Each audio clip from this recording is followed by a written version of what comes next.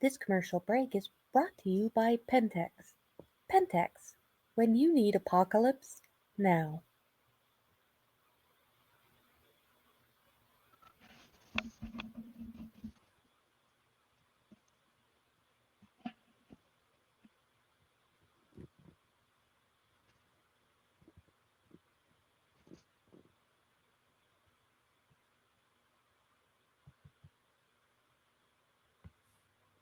Good evening, and welcome to our first Emissary episode of Season 3. A new face and a new place. As always, all of the following trigger warnings and content warnings apply.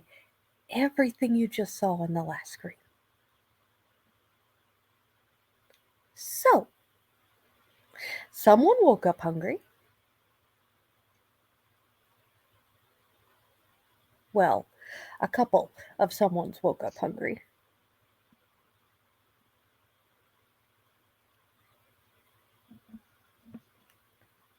Of course, one of them has a herd.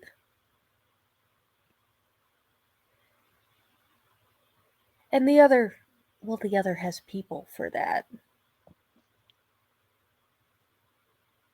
So hopefully everything should be back down to manageable levels, hunger-wise.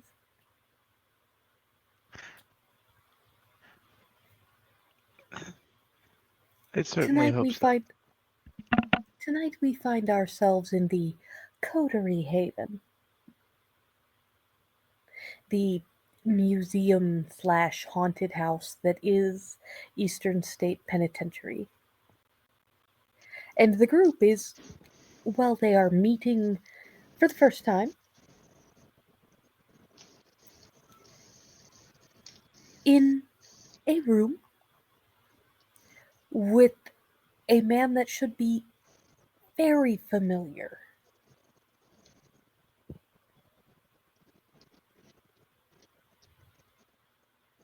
So, since we all started our haven, Mr. Ashton, Mr. Vanguard, how do you get to Eastern State?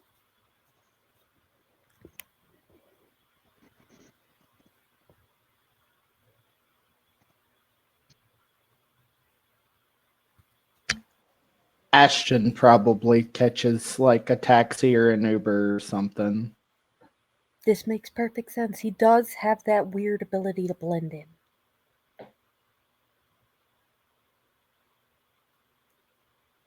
Mr. Knox.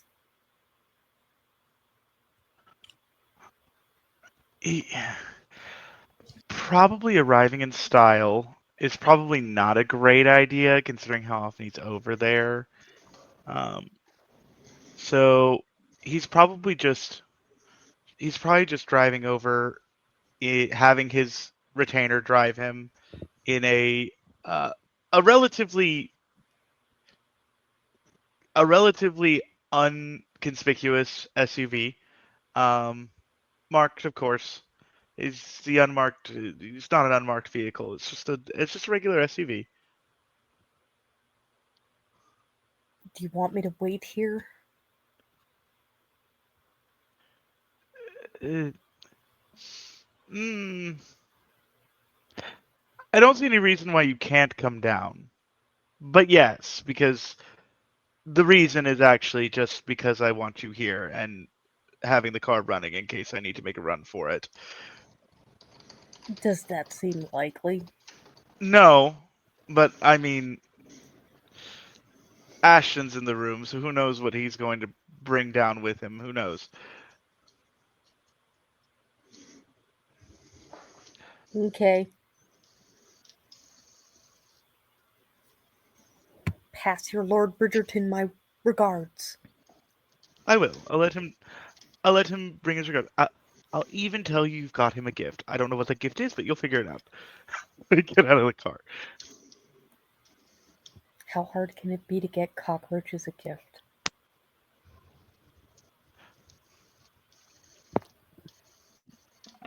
Mr. Farrow, Yes. how will you be? Oh, transitioning personal from car. home. Personal car, of course. And driving yourself? Absolutely. Is that allowed? Is there someone to stop me? Not likely. Then it's absolutely allowed. Well done. I would like you to roll me either Dex and Drive or Composure in Drive, Mr. Farrell. Right.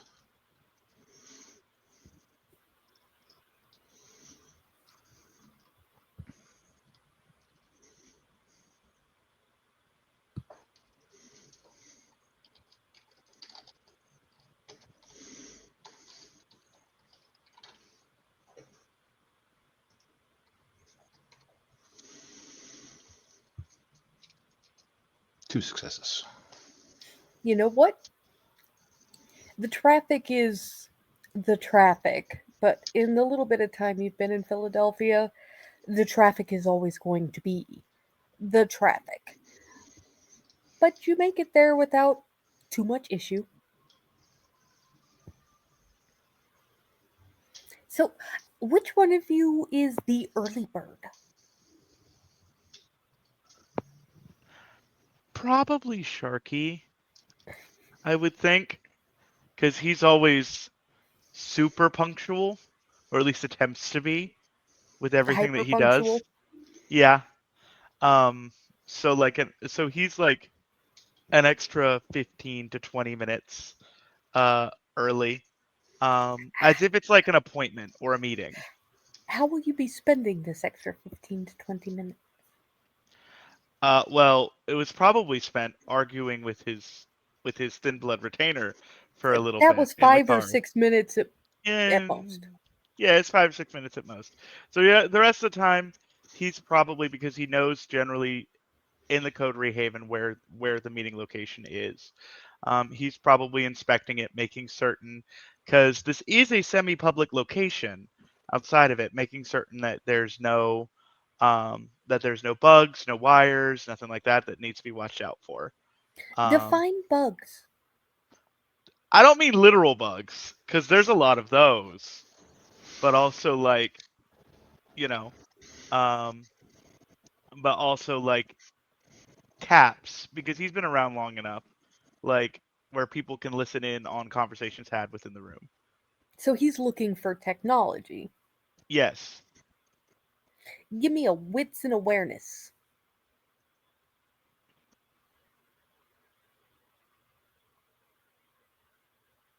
Sharky's good at this. Good-ish.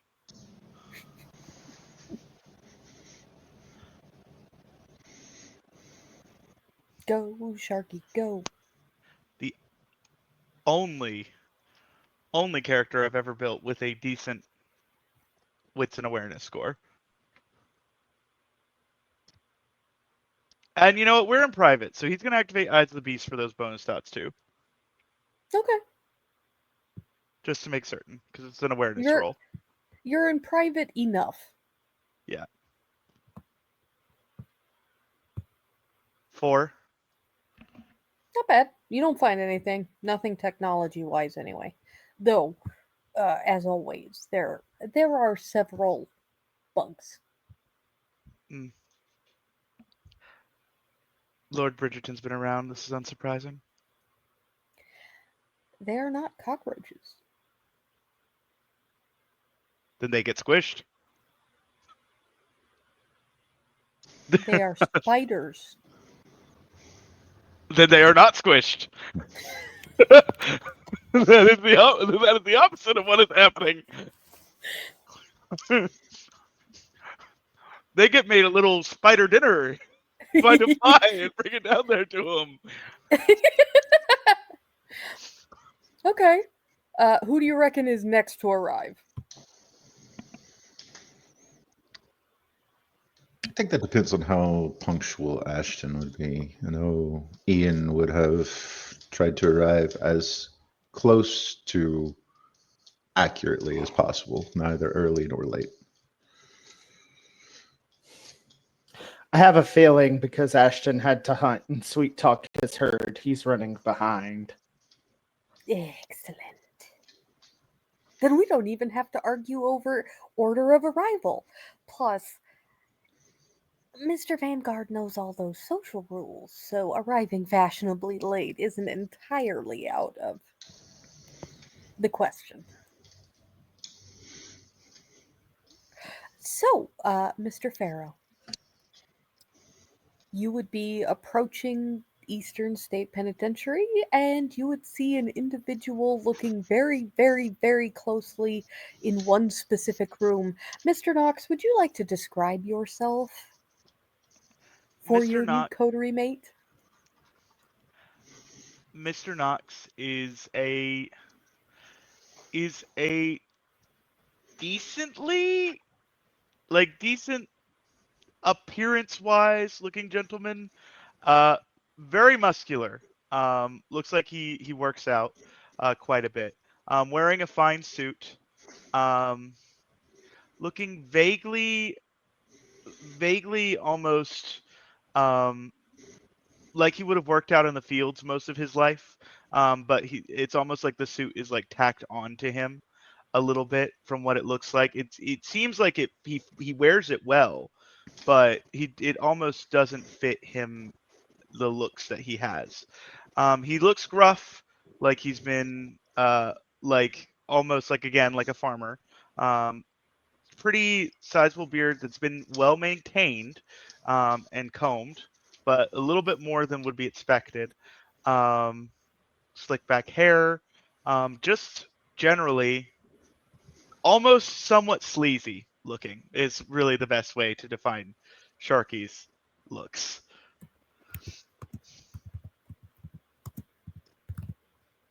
And were we made aware that we were getting a new coterie mate?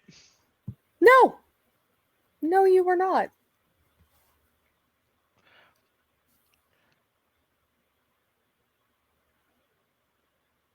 Well, this is not good.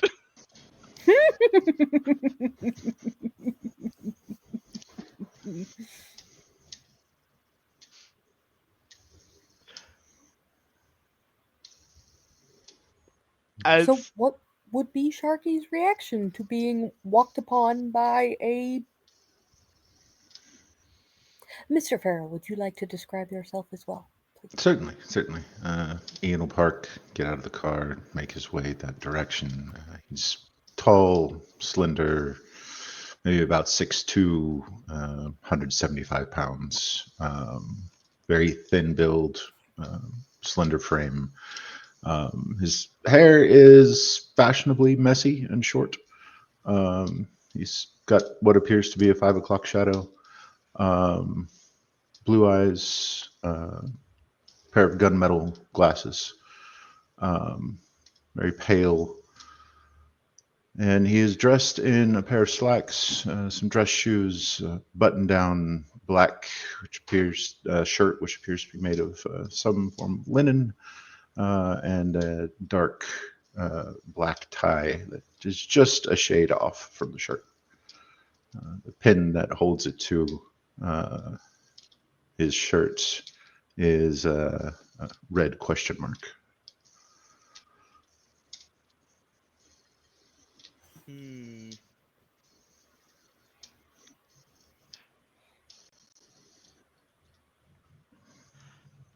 Good evening. hmm, good evening. Don't recognize you. No, I haven't had the honor of making your acquaintance. Um, New to the vicinity and new to Philadelphia, and new to everything. Hmm. My name is Ian. Extend his hand.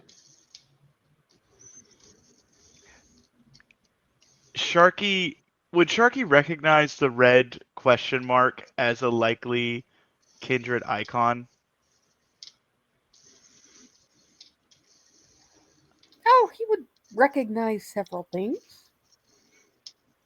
I'm not sure about the question mark. Not sure about the question mark. But he would recognize that several things about him were pointing towards potential kindred. Potential. Yes. Then he is going to shake your hand. Um, what brings you to this fine city, Mr. Ian? Well, long and short of it, I'm looking for a place to start over. Well, you picked a Here good seemed city to. as Oh, here seemed as good as any. perhaps it might better. Perhaps. You picked a good place to start. After all, this is a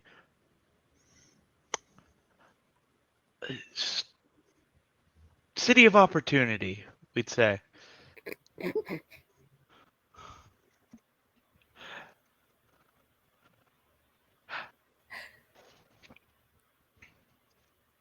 Is there Mr. something I can call you?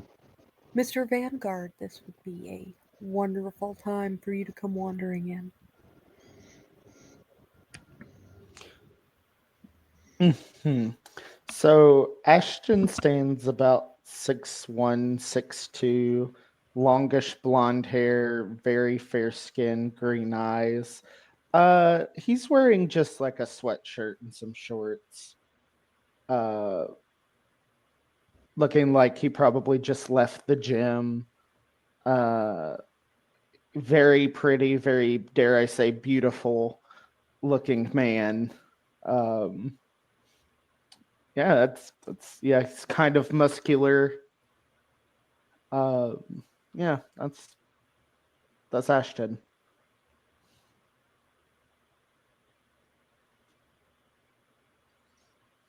Nod as he approaches. Hmm. I don't think we've met, have No, we? no, we haven't. Was just introducing myself to your compatriot here. Extend his hand, Ian. It's a pleasure to meet you. My name's Ashton.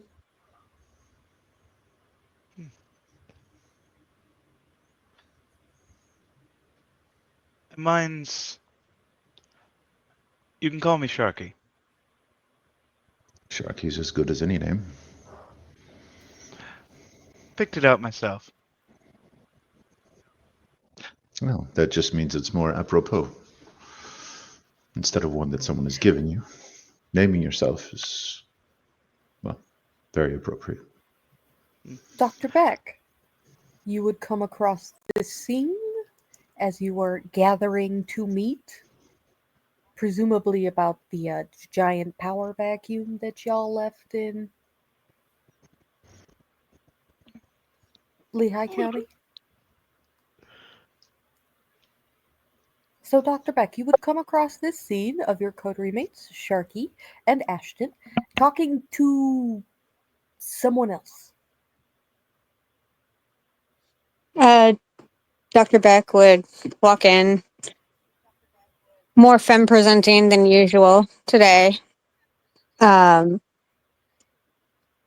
their head to Sharky and Ashton, nod at the stranger.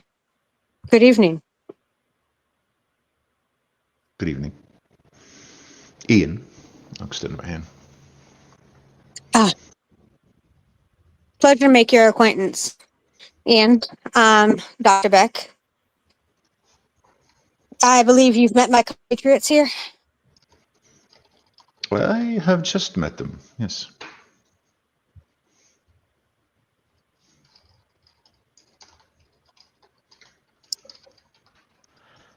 Well, how goes it? Well, it is a night just like any other, isn't it? Except I get to make 3 new acquaintances. Hopefully, it is mutually beneficial. Not every day you get to make 3 acquaintances of this caliber, I'd say. Well, I take it back then. I will be making 3 high caliber acquaintances this evening. Indeed. and a rather short, very physically tiny, not imposing at all, man dressed so that he is completely covered in a suit that looks like it is threatening to swallow him whole,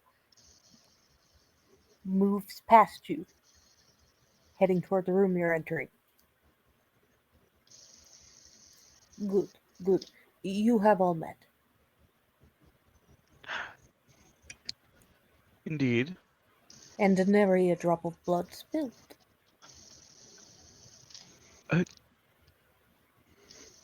I try to keep it that way, as you know.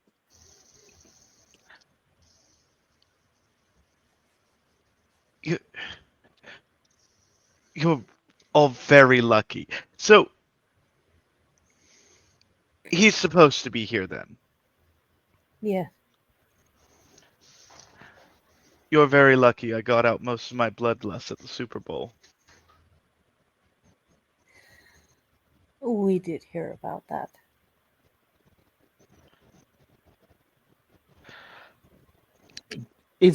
Do we recognize the person that's standing here talking?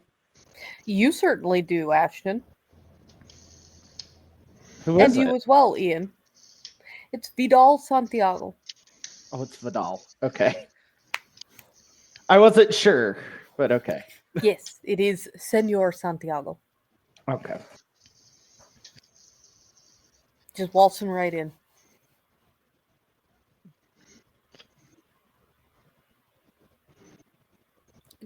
Come in, come in. Have a seat.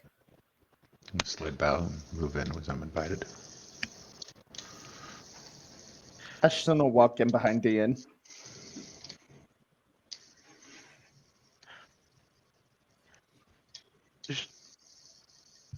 Dr. Beck will follow. Sharky's going to bring up the rear.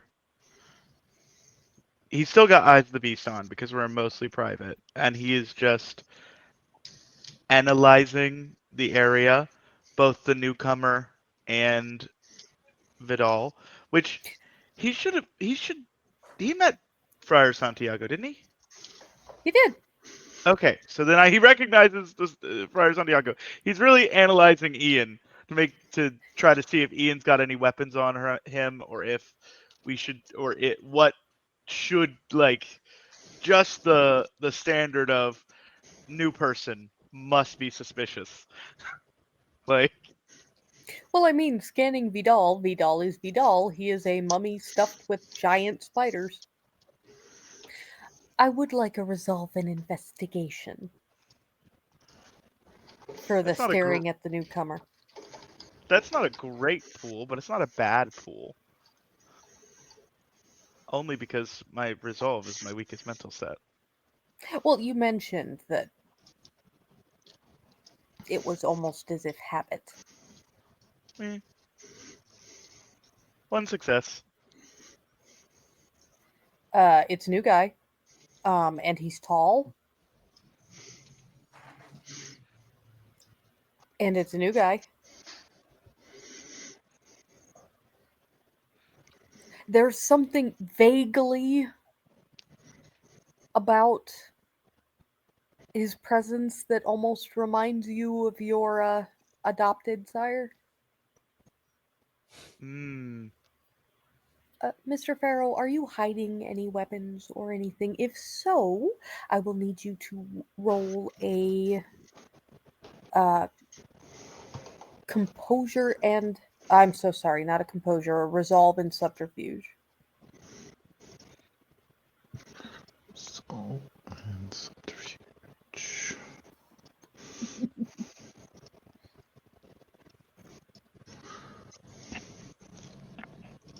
You have to beat 2. Or you have to beat 1, really. So you have to get 2.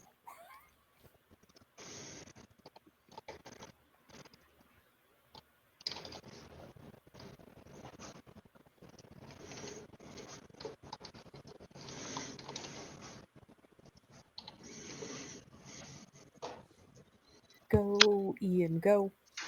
Only one success.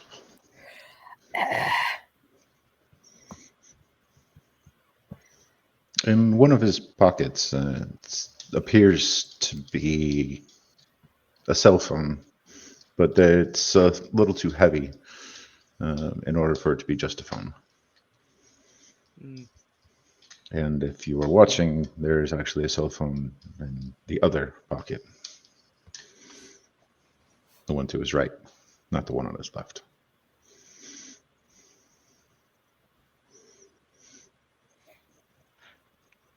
Sharky's gonna keep an eye on that pocket, just watching it, just to make certain if Ian's hand goes to it, Sharky's gonna be ready to go. Uh, just as a safety thing, he trusts Vidal to make good choices about who he invites in, but also like, Stranger Sharky danger. trusts? Stranger danger. Sharky believes Vidal had the best of intentions with who he invites in 98% of the time. But what about the other two? And that's why we're keeping an eye on the bucket.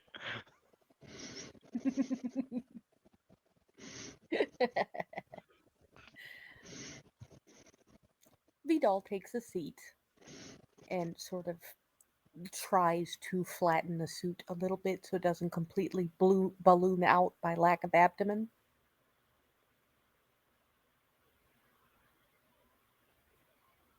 Good, good, good. Now, there has been something of a power vacuum in the Lehigh Valley for close to a year. Hmm.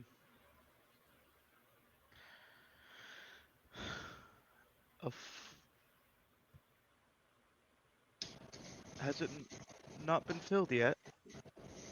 No, they are slow. Do you know of the crabs in a bucket theory? No, this is new to me.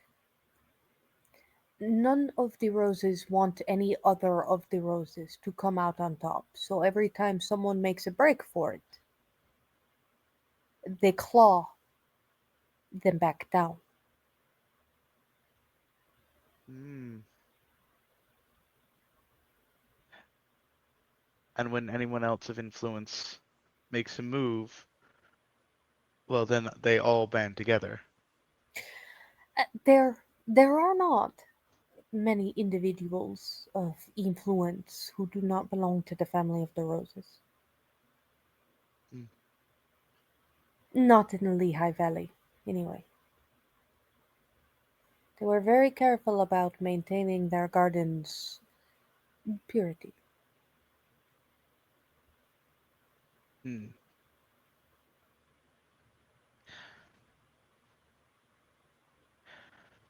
So it is an unstable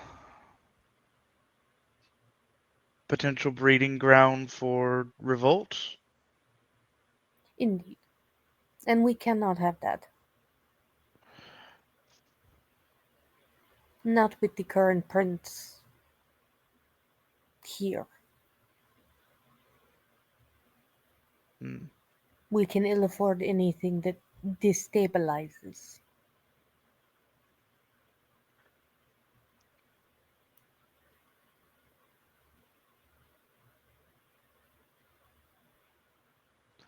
So then what's our goal?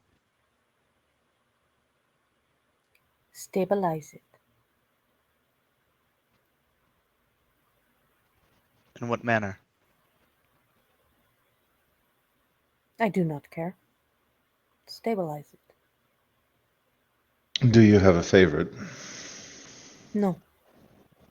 I know none of these people. Hmm.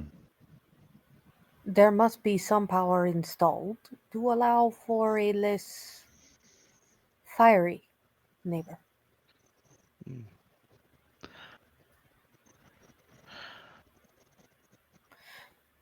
Though, do you recall the Oracle? Yeah, she's a lovely lady. Pleasant. Yes. Yes. Do you recall the jobs you had done for her? Why, yes.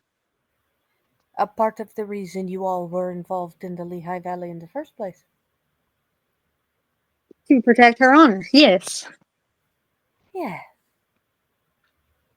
brilliant. It seems that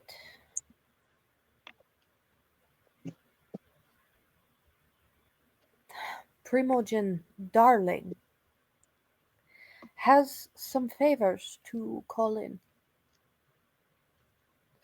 I suggest a visit and to see what she can do to assist with your endeavor.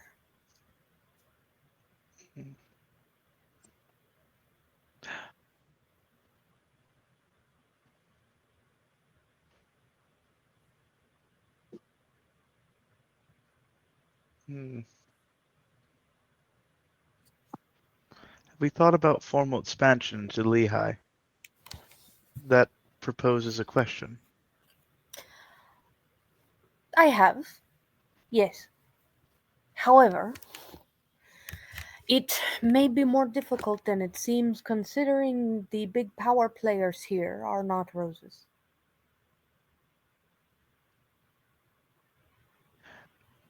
You just mentioned someone who we know who has a claim to the throne.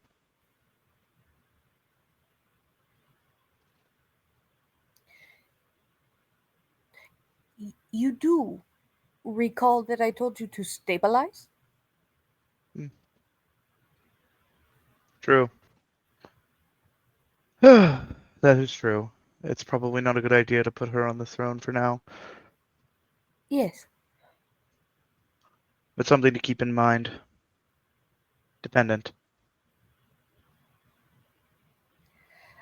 I suggest a visit to Primogen Darling.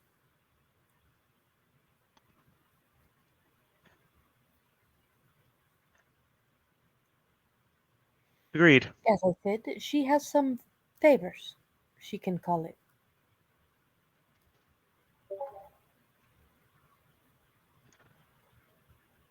Oh, sounds like we have some things we need to handle tonight. You can introduce your new member to the Primogen.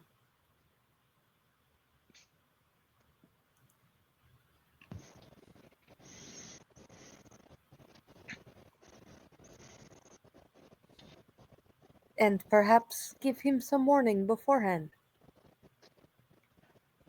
We Well, were given no warning. where was the fun in that?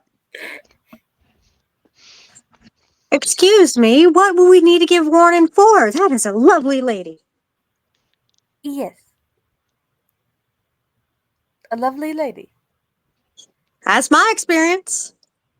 who is also nuttier than a squirrel. Says you. I do not believe it. I call shenanigans. She's really not that bad. Though you don't want to be. You do not wish to be on the wrong end of a knife that she is wielding. Um, Ah, it was my understanding that she did her best work with stakes. she may do better work with stakes, but she definitely tore apart a few very what's the word?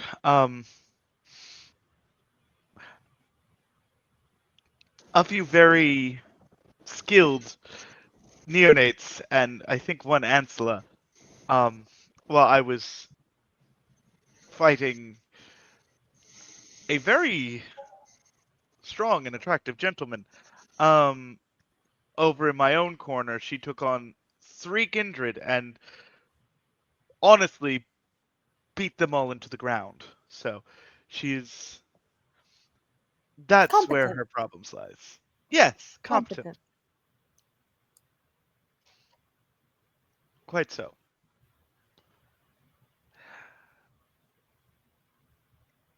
I don't even think I could have beaten her. High praise.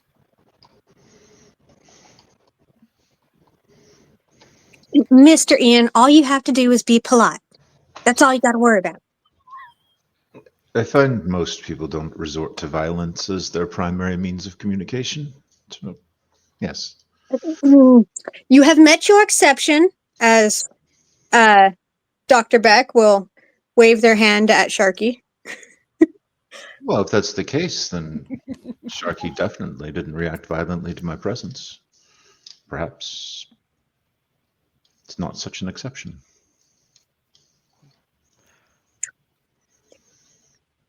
You gave me no I reason was to. quite shocked about that. Of course, and I hope to continue to give you no reason to. Give it a week. I've still not killed either of the two of you, so clearly I do not react to everyone with violence.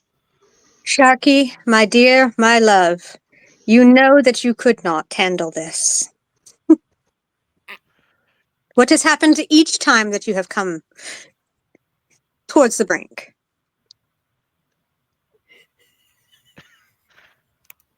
We're not going to talk about that. Exactly.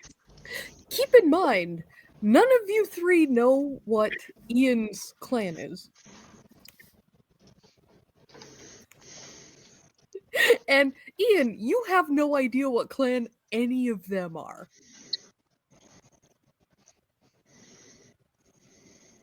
I do have very big cat eyes, so right now. So that Like, might give me away a little. like I said, just be polite. That's all you have to worry about. Simple enough. Trust me, you shouldn't have anything to be concerned with on my account.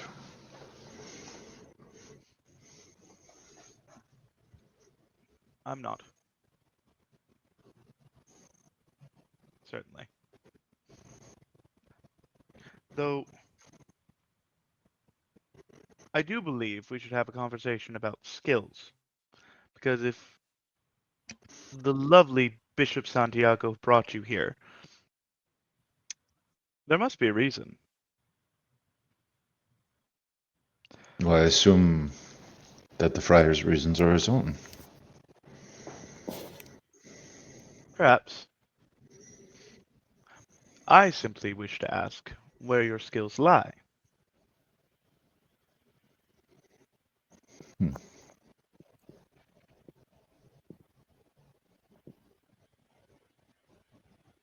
After all, it's easier to to it's easier to align someone with your own interests and their own interests if you know what they are good at. Well, I consider myself something of a philosopher. Well, thinking isn't a skill that's used often in the modern knights. So I suppose you'll have no use for that one. I firmly disagree. I'm passably good with any sort of modern technological device. And as far as security goes, I should be able to help you out with that a bit as well.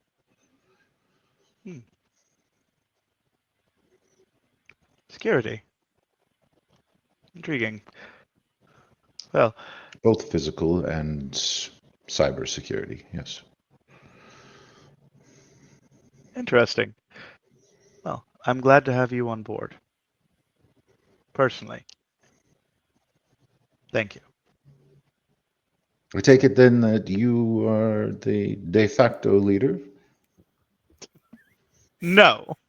Yes, Sharky, We are like you to the leader? allow Sharky to believe that he is. Yes. See, in his mind, he is, yes. I see.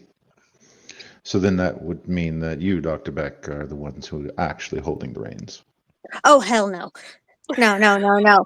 That would be Mr. Ashton right over there. He's the smooth talking, uh, He's the one that does the things.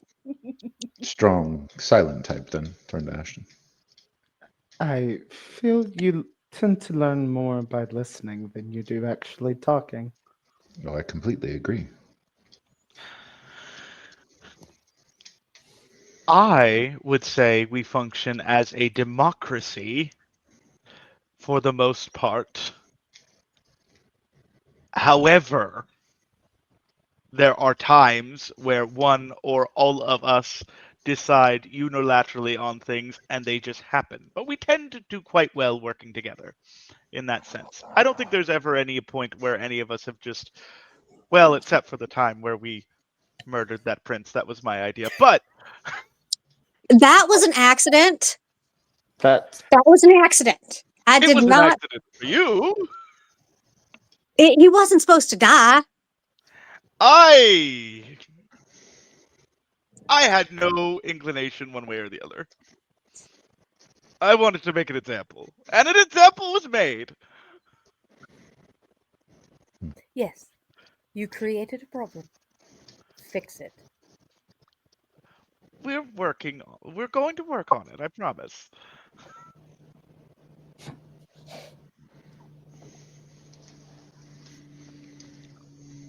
The problem was much bigger than I thought it was going to be, if I'll be honest. Yes, Mr. Ian, Sharky is the problem. So just keep your eyes on him and try to keep him in reins as much as possible. I've honestly quit trying. It doesn't do any good. I As, as much as don't. possible. I don't make a habit of putting reins on anyone. I believe that acting in your own best interest is always important. Keeping reins on that one is in our best interest. I see. You, Dr. Beck, you wound me. Emotionally, not Sharky. physically. You couldn't do that if you tried. But My track record says otherwise. you can paralyze me, not wound me. There's a difference. I am a doctor. I do no harm. Then there you go. You couldn't harm me if you tried. I could. I choose not to. Wouldn't, same difference. Really. In any case, harm is not done.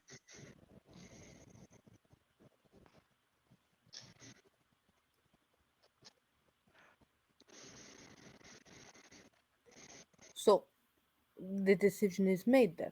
I should perhaps let the Primogen know to expect you. Indeed. It would be a good idea, yes. As a rule. You wouldn't want to. Well, I suppose I could also just call up Laurent, but he might be busy. The whip is often busy these days. The three of you seem Concerned. to know this Primogen very well. Is there a gift or something they would prefer? Visiting someone empty-handed is always breach of etiquette.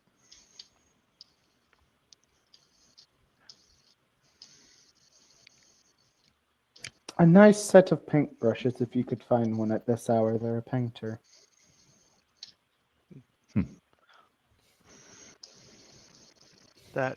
This is the Primogen of the Roses, so paintbrushes are often good, or perhaps even a set of canvas. I could see. And their preferred art is painting. Yes. With all implements, even.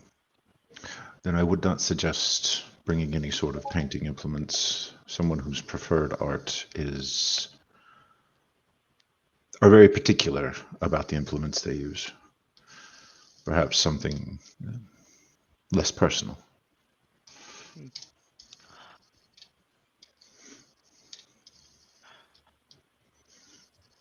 Sets of roses, perhaps. has meaning, and it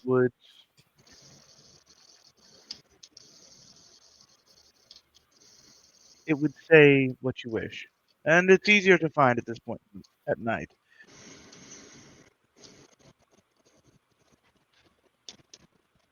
I think white would be correct color for this situation. Agreed.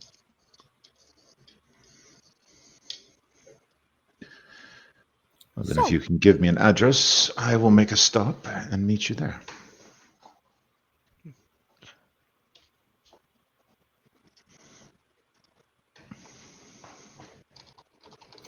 Sharky, are you trying to text or call Laurent?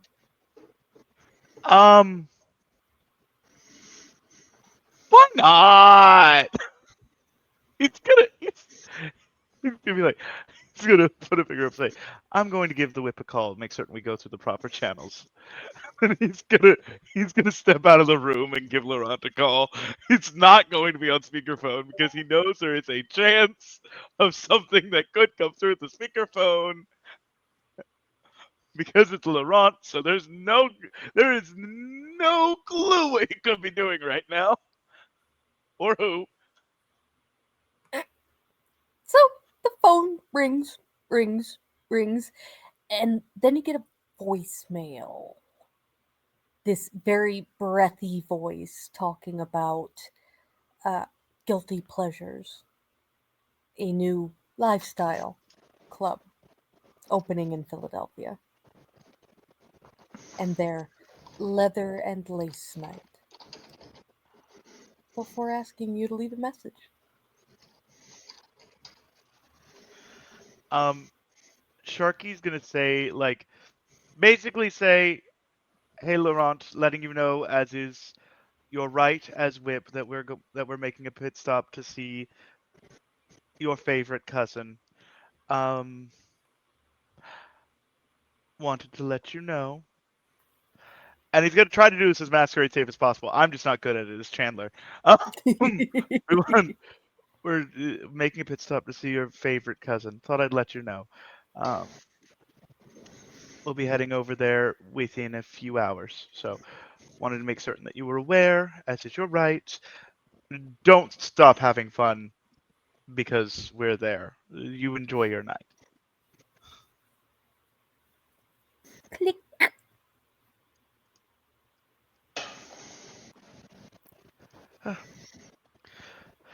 Proper channels have been made aware, so it should be fine. But You are it was going together. Yes. I would assume so. I usually tag along, yeah.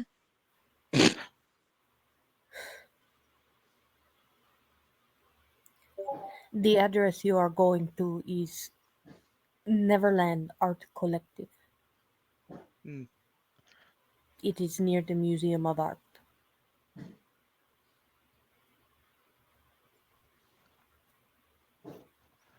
another one of our Primogen's galleries.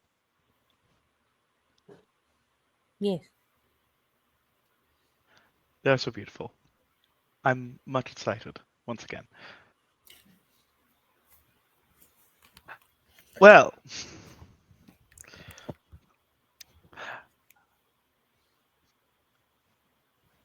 Mr. Farrow, I believe it would be, if you wish to make a stop, I do believe it would be in the best interest to take two cars. I know that Ashton likely didn't drive here. I have my retainer. Would you like Dr. Beck to accompany you? More than happy to have anyone ride along, as long as you trust me to drive. I don't Well, it's better than not me driving. I don't not trust you to drive. I don't know how much I trust the traffic, the other people. But I'll go with you anyway. You've got to be better than Sharky's retainer. I have Hey, come to Luther's a good understand that this city can be a test of patience when it comes to traffic.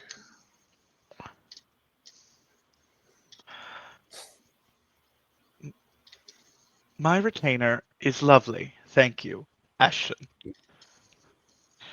I didn't say he wasn't lovely. I said he couldn't drive. There's a difference, Sharky. He can drive. He gets me to places easily enough.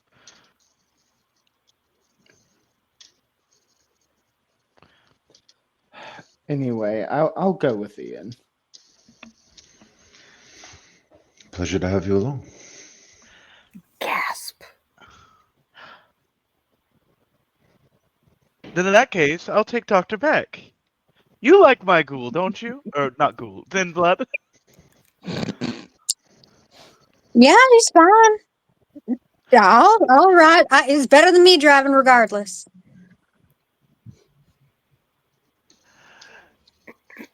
Or See, walking in this case. I can't see, drive. well, everyone can drive. You just can't drive well, and neither can I. But I've never been on that part of a vehicle. You really don't want me to even try. we'll teach you. We'll teach you. I. We'll teach you. We'll get you your license. We'll get you your learner's permit. That is a goal for us in the Lehigh Valley. It will create enough instability within the roses if you hit one, so it'll be fine. They're just a rose. Hit it with your car. If it not too much of a challenge for you, Sharky, if you could refrain from using that epithet, thin blood. It's I find it highly derogatory and insulting to those who are already in a position to be regularly insulted. I mean, my assistants prefer Dustborn. I just call them what they ask. I don't know what's offensive or not, so I just go with what they tell me to. I prefer the term I Mercurian. They are the closest to the sun, after all. I think you'll like that term. I'd have no issues with using it. He calls Thank himself a thin blood, so I have used the same term, but I will you. refrain from doing so around you if it makes you uncomfortable. Perhaps you should discuss that with him. Internalized self-hatred is a terrible thing. I agree. And so, out we go, 2 by 2. Very clearly, your compatriot has not left the car running.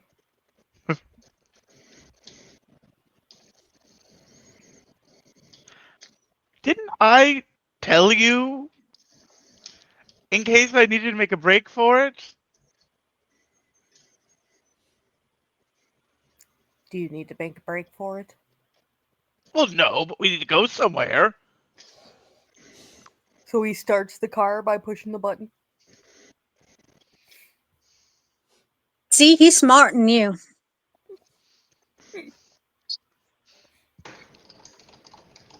He's saving fuel right there.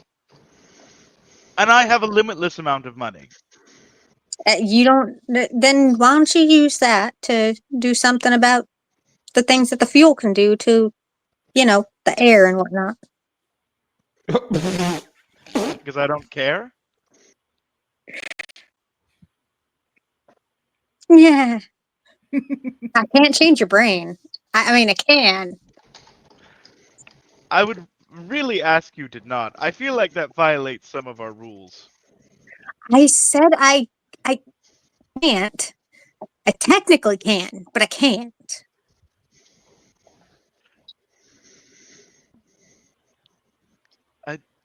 Hmm. I guess it really depends on if you get caught. That's not an invitation, Dr. Beck.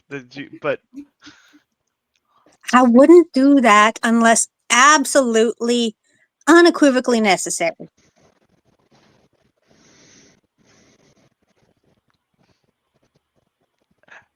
let's just get going. Let's get going. Let's stop having this conversation because I feel like it's just going to end up with me injured or paralyzed again. So let's just get going.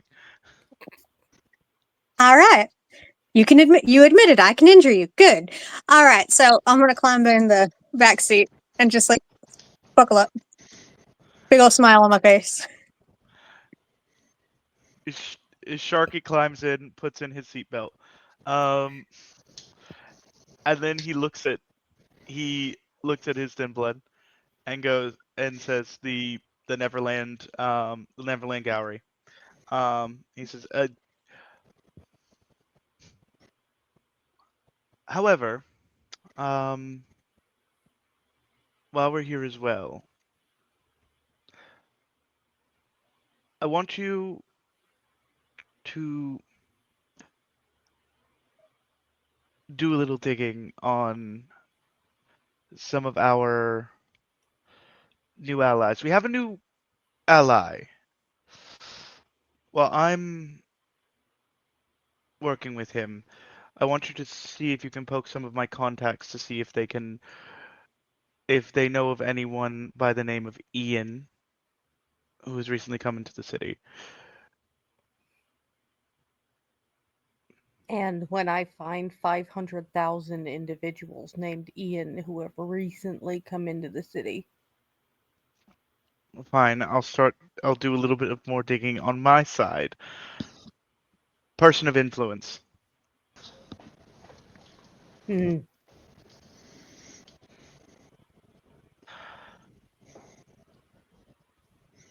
And he starts driving.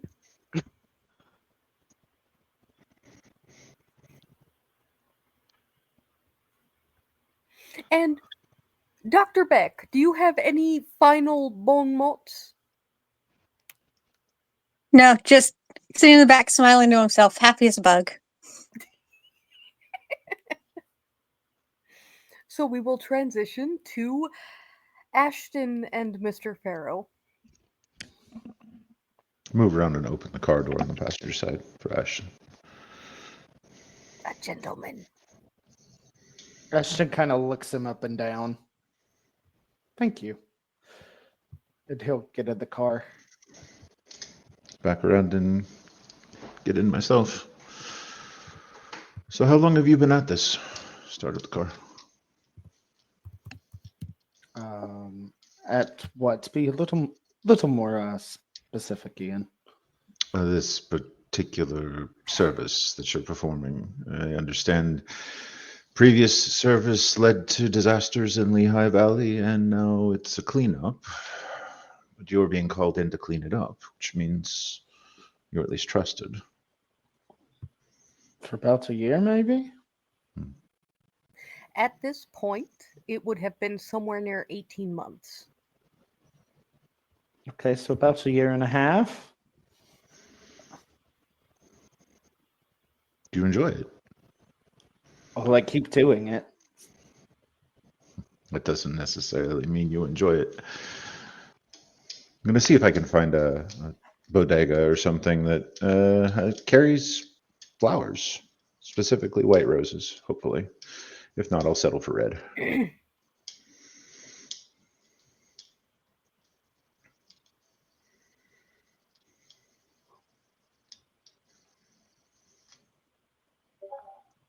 I take it then that you intend to stay. At I least quite There are like- street vendors literally everywhere. So you will have absolutely no trouble at all finding white roses. excellent. Continue. I intend to stay because it surely does beat Nebraska. Never been to Nebraska myself. There was nothing there. It was a nightmare. You'll have to tell me that story sometime. If we're going to continue working together, I'd like to get to know you.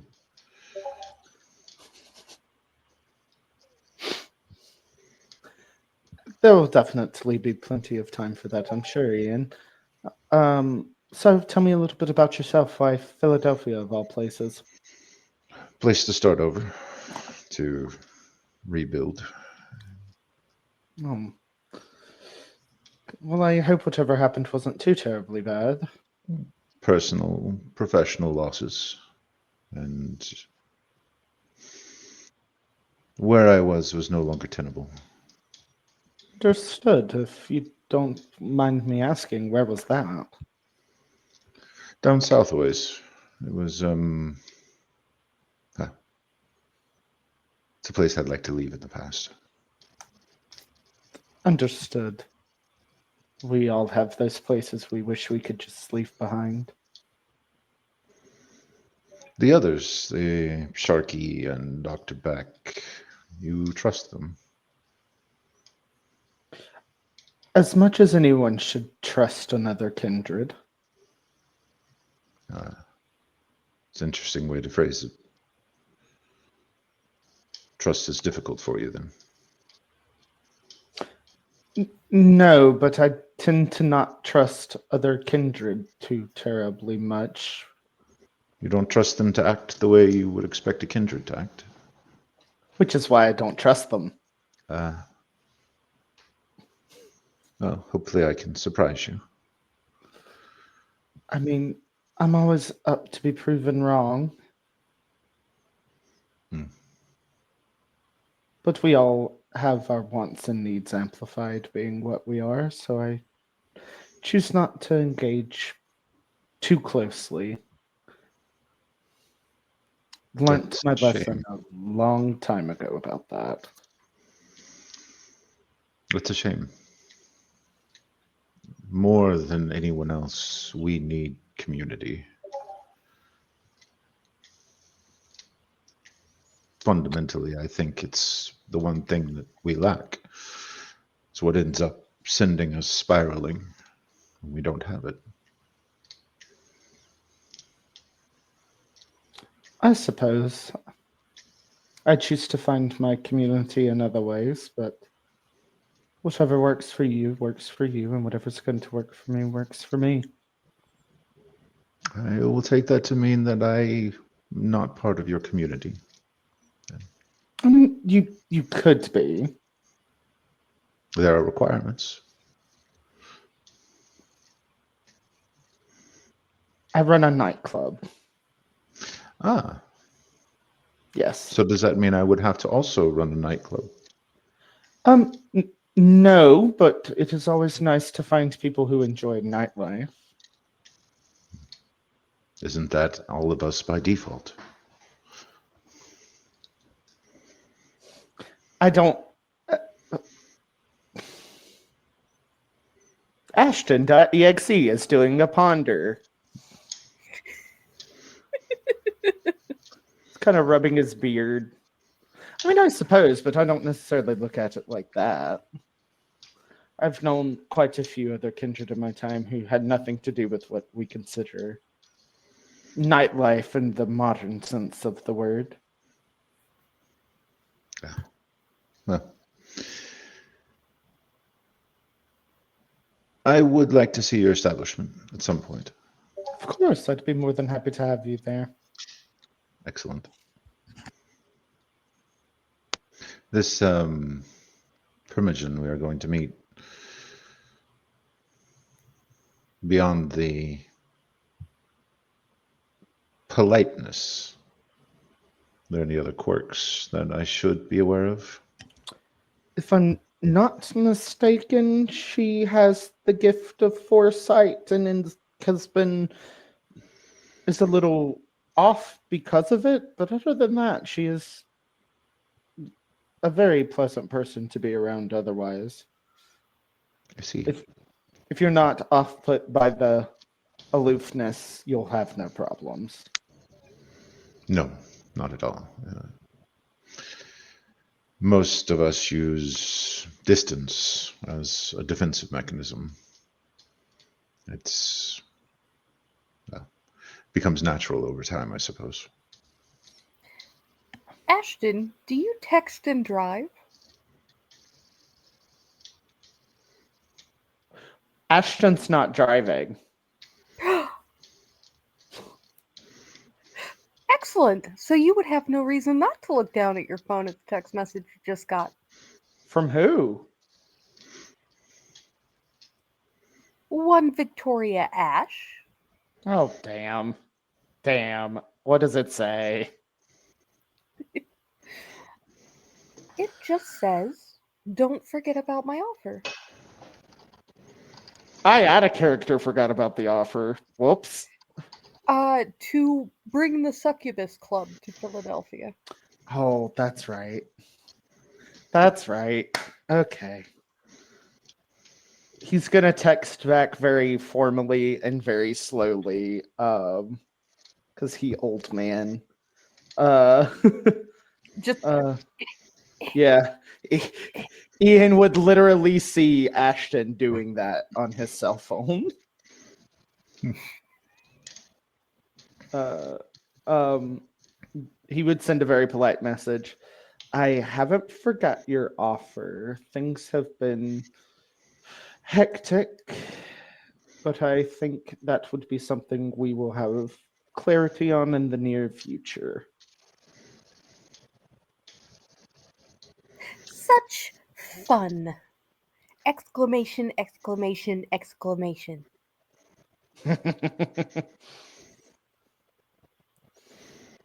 It very much will be, since text 10 minutes later.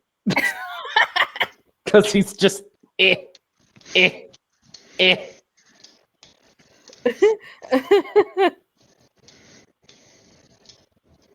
Okay. Okay. So, you have stopped. You have picked up how many white roses? A dozen, if possible. Gasp.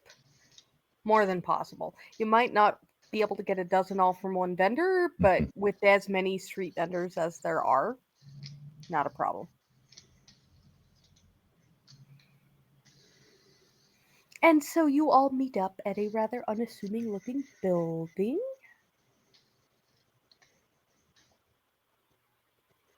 It's just brick. Several floors of brick. Fairly unassuming for an artist's collective.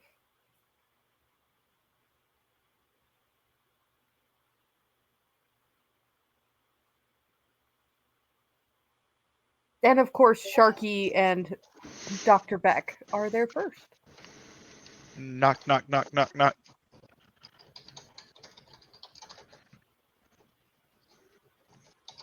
And the door opens, and it is not a person you have seen before.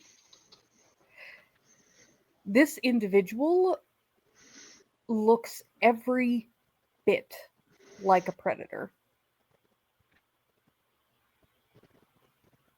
She is not as tall as Ian, but she is fairly tall. I will put the picture in your channel as soon as my phone remembers what Discord is. Because it's very good at doing not that. Discord. Discord Mobile hates my face. Discord, the world's most temperamental messaging app. And yet. And yet. What do you want?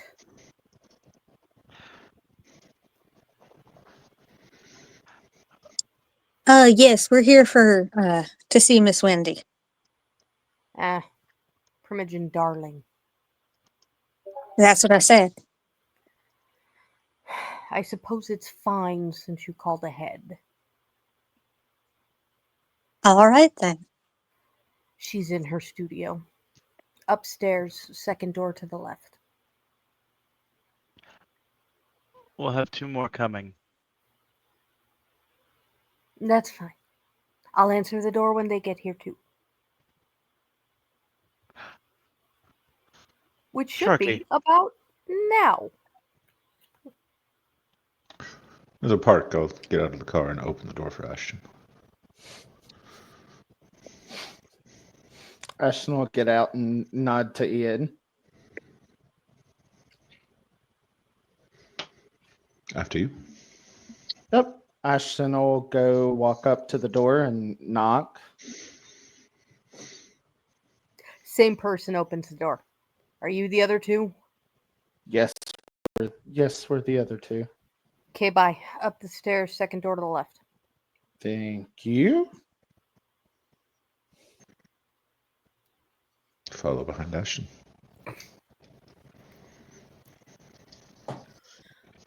The room is filled with paintings. Paintings of different sizes cover every inch of wall space. Sharky, you're in a picture. Fighting a wolf. A rather large one. Standing on its hind legs. Oh! Does it look familiar? Yes, it does. My proudest moment!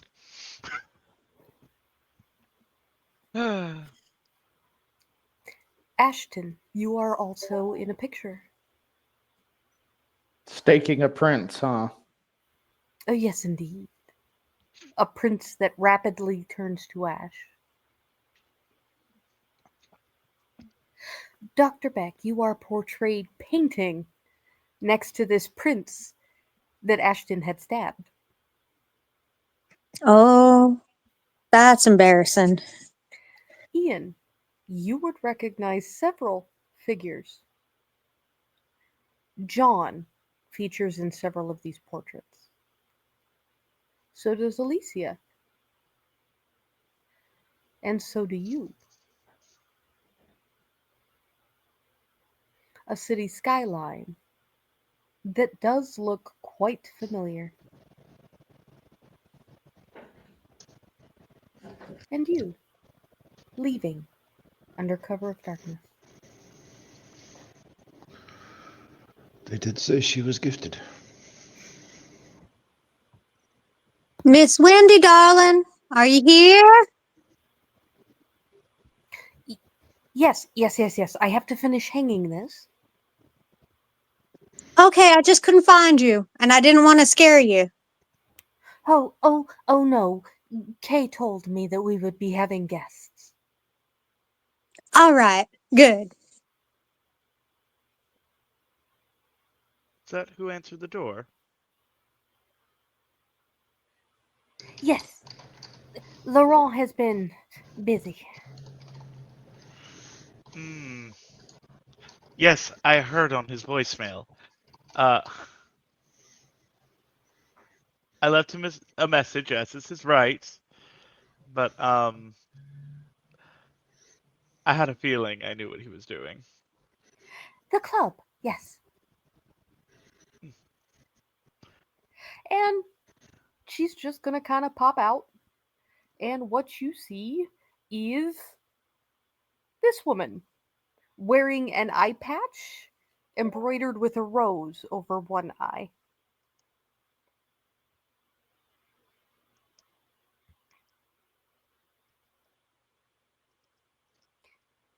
Right. Um, I can't remember if the phone said why.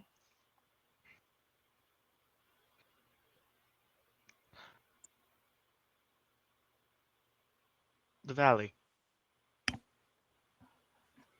Oh yes. Um, the prince is dead. I know. We Yes. did it. Yes. It's in the painting. Did you have to? I know. I shouldn't ask. That's embarrassing. The painting was so lovely. I'll trust your word since you know more about that stuff than I do. Yes. Yes. I think it's very beautiful. Wouldn't you say, Ian? I think the work here is remarkable. You look like your picture. Well, you have captured the likeness well. These are for you. Hand the roses over to her. Oh, these are lovely. For new beginnings. Lovely. The prince is dead. Yes. Yes. New beginnings. I know your picture. I do not know you. And I am Wendy, darling. Ian, Farah. A pleasure. Nice to meet you. You're with them? I am, yes. Oh good. They are nice. I am beginning to understand this, even though kind of glance sideways at Sharky. Some don't want to be called nice. Mr. Knox is very polite. He just has his own definition of that. Not said anything about not being called. I think I'm very nice.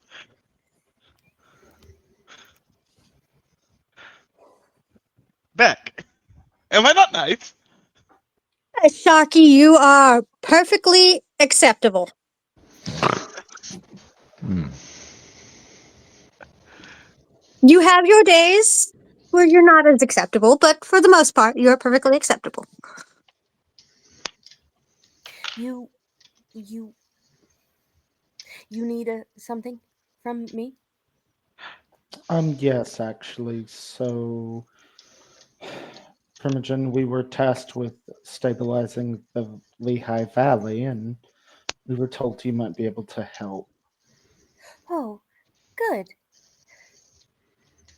Good. Roses can be so so Yeah.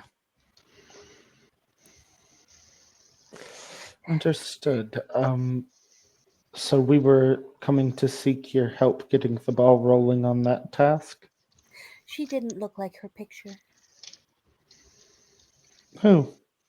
It's very unfortunate. It was a new painting. May we see? Oh, if not, that's all. That's all right, Miss Wendy. It's just, I'm curious. There is a picture of a young woman. It seems to be on stage. Fairly attractive. Natural curly hair. Does not look like anybody you've ever seen. But it is photorealistic. Take a mental note of them. Ian came. Ian looks like his picture.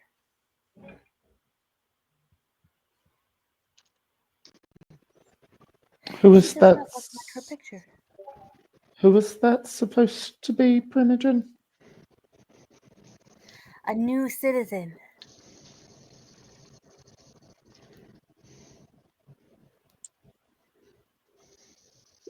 A member of my family. But she does not look like her picture. Miss Wendy, do you happen to know her name?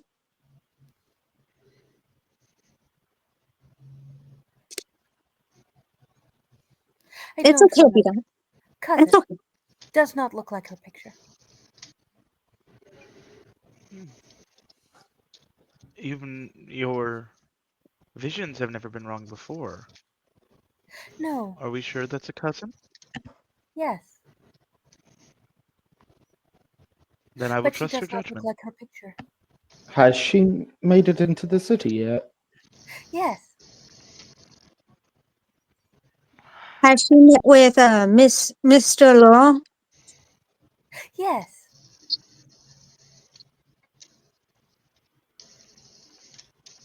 Just a chance. What is her name?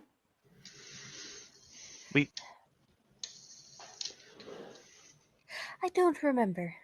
She's Laurent's project. oh that That's poor why girl. Laurent's busy. Otherwise, I'm sure he would have been here. I mean, Mr. Aspen's here, after all.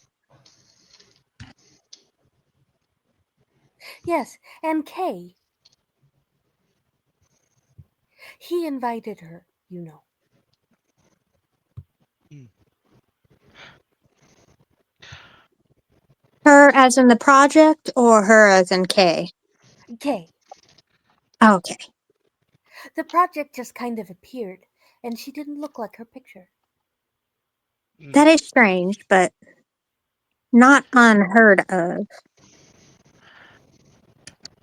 It is relatively unheard of for Miss Darling. Have you Not ever? Oh, not what I was meaning. When Miss Darling painted the picture, that could have been her.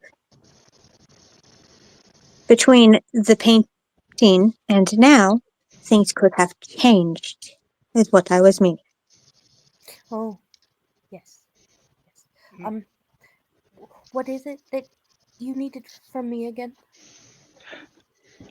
I, Favors, I think. I don't and remember. and information on the Lehigh. Oh, yes, the prince is dead. Yes, the prince is dead. And I am still owed some favors. By members of your family? No, no. Well, yes, but also no. Distant cousins. Another seer. Oh, oh, different family. Other side of the family. Okay. Yes, another seer. So then, if you're owed favors by another seer, does Yes, she have particular influence in the valley? he. Yes, He. Mm, mostly medical influence. mm, He is a doctor after all. ah, A brain doctor or body doctor? Eyeballs. Ah, mm. That will be your person to talk to, Dr. Beck. yes, yes. He Um, should be able to lend some assistance, and you can mention that you are redeeming a boon. Mm. What would you like in return for this? After all, this is now a favor owed to you. The prince is dead. Is that repayment in and of itself? Yes,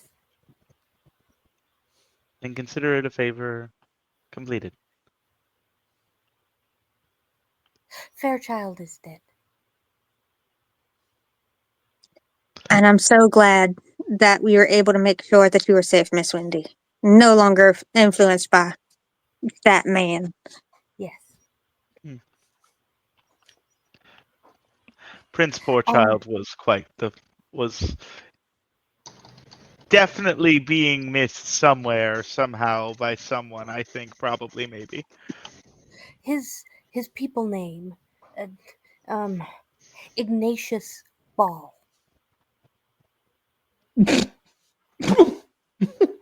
What a I'll st- stupid name. I'll still call him Fairchild. No, the contact. Mmm. Ah, the contact's people name, Ignatius Ball. Yes, Tell me, what family is he from, if he's a seer?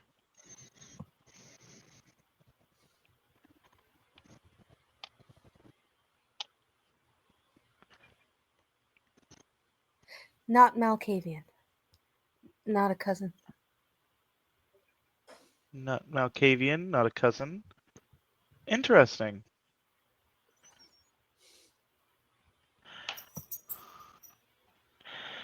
I'm very intrigued. You do quite a good job of drawing people into the story, I'd say. No, no. It is a favor owed.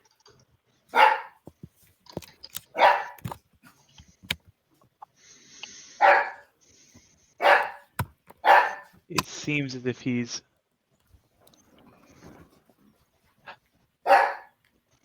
It's... Sorry, retired dog being angry. Oh. He's okay. He's just got old bones. I have a Shih Tzu. Oh. Well, we should likely have to meet with him. Is there anything else we should know about the valley before we walk into it? Dr. Ball is in Allentown. Falls in Allentown. Yes. There's a medical campus. Easy enough to find. Medical campus, Allentown. Dr. Ball is a seer. Did I say that? Yes. I'm very intrigued by how not a Rose and not a Malkavian managed to gain influence, but I suppose we'll have to ask him that ourselves. Do you know anything about the site?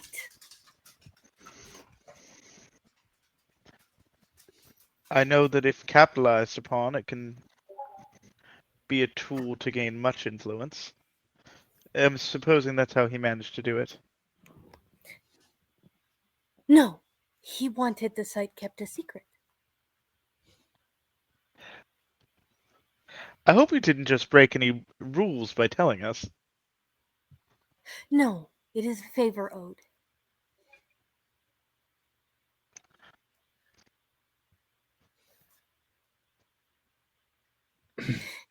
Do you know anything about Malkavians? No. And I choose to keep it that way. Oh, that is unfortunate. They are all connected, you see?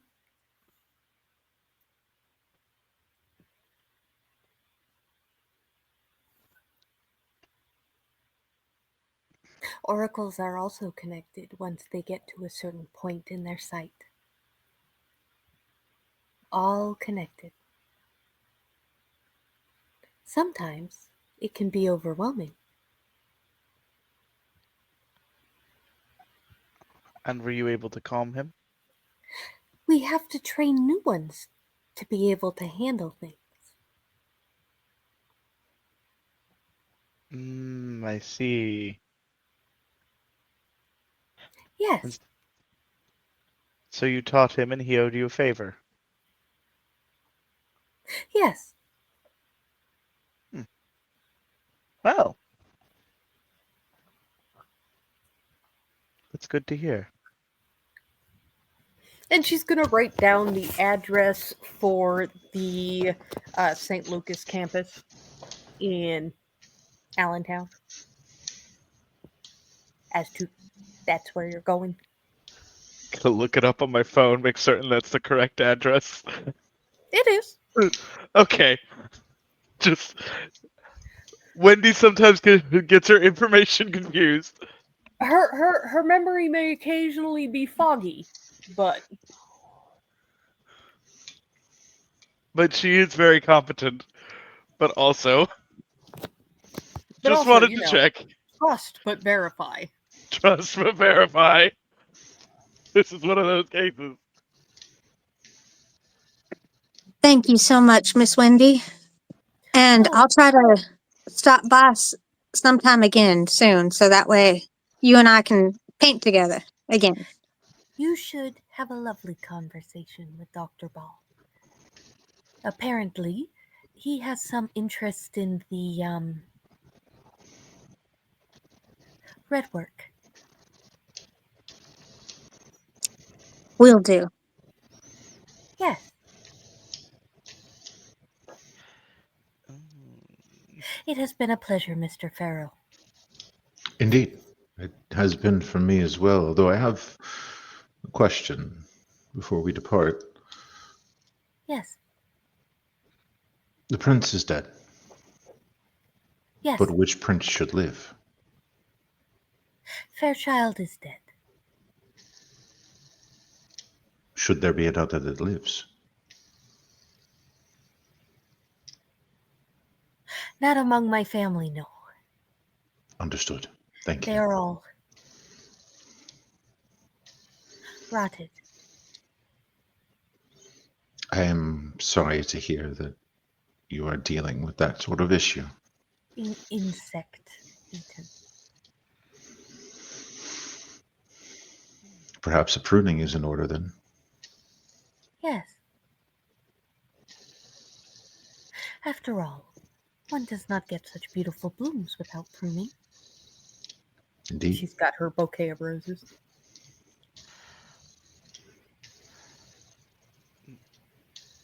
Not all of them can be as fine as you, Wendy.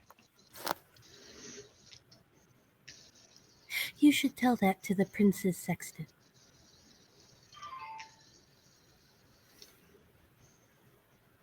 I will deliver your message should I have the opportunity.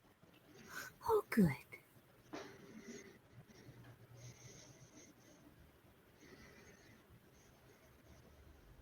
Was that everything? I think that was the big thing there, Primogen. Did I tell you you look just like your picture? Me? Her gaze is kind of back on Ian. You did. Oh, good. Just like it. And she's gonna just kind of toddle off and hang some more artwork, more pictures. Some of them are recognizable, some of them not so much.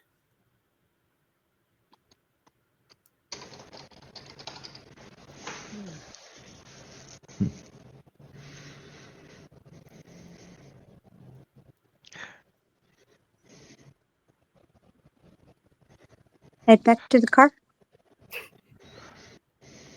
I think we should. That definitely sounds in order. She isn't.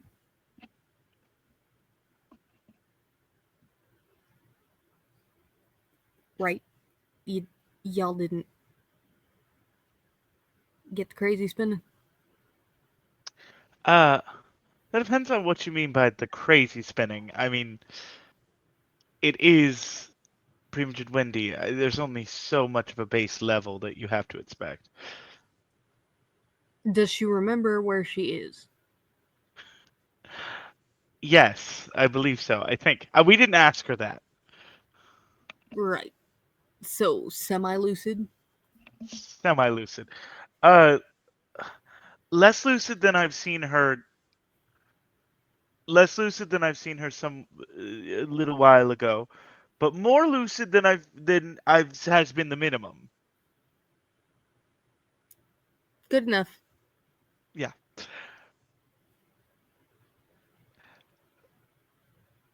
And she's just gonna show you to the door and just stand there with the door open. Ashton will walk out. Follow behind. Also back to Starkey's vehicle. You intrigue me. And he's gonna give her a business card. She'll take the business card. I don't think you can afford me. I'm more just interested to know a little bit more about you. Ha! Coming from Dr. Beck as he makes his way, hearing that.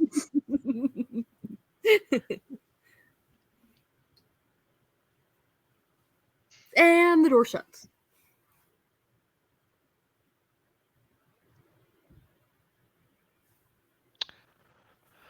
So,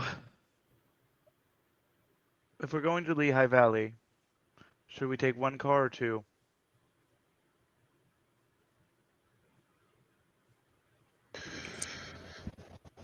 Taking mine would be cramped for 4.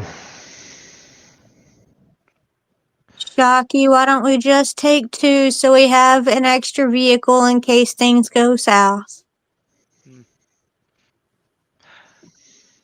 You're right. Without Prince Fairchild there's no concerns about us being watched as we're entering. They're all going to be too focused on each other to focus on people entering their borders, so we shouldn't need to be too concerned. Make it sound as if there was constant surveillance in the past. I'm not certain, but I do believe Prince Fairchild had a strong eye on his borders, at least that what was implied by both Miss Wendy as well as Laurent the first time we went in. I don't think they still have that level of surveillance now. They couldn't. It's if they're too busy fighting each other, then all of their assets are pointed inward, not outward.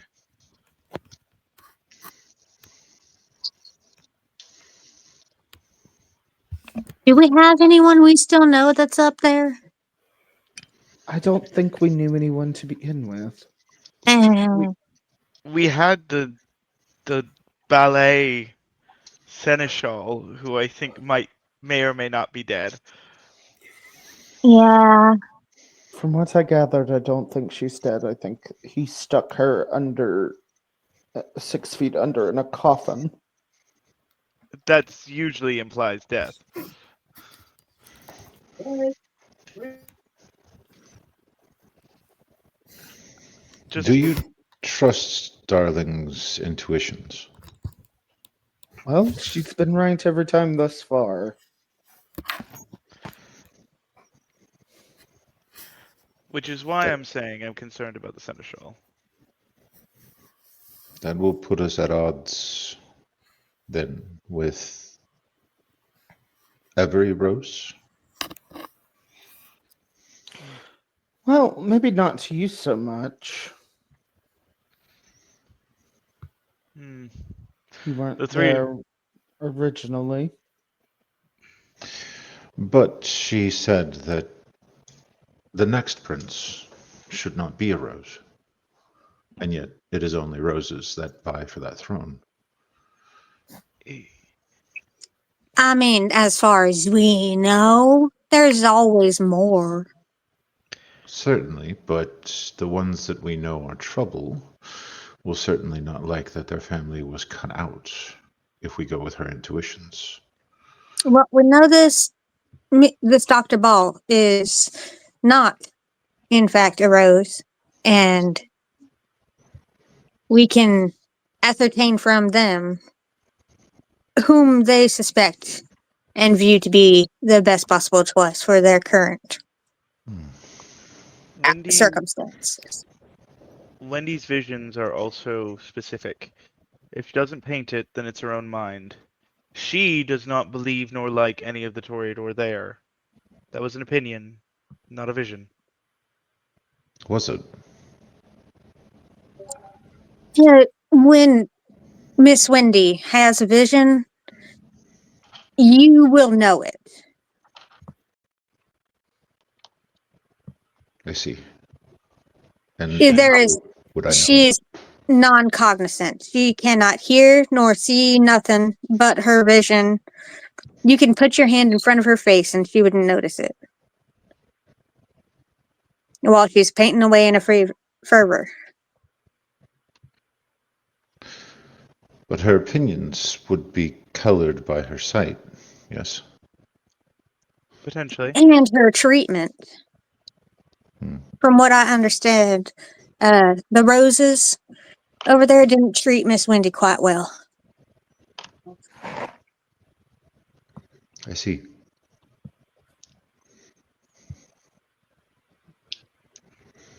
It's it's only natural she seeks revenge. And so I do not blame her. If she does despise them, then there's reason for her to. But it may not be practical for us to put another on the throne. I will gladly remove Toreador from power. I don't think anyone would have a problem with that, except for their own family. However, um, Why the prejudice towards one family in particular? I think it might just be the generalization of the whole, like the Certainly. actions of the whole show uh, what I happens when they all in power. I don't know. I love roses. I very much do. I do think the ones that vie for power tend to be a little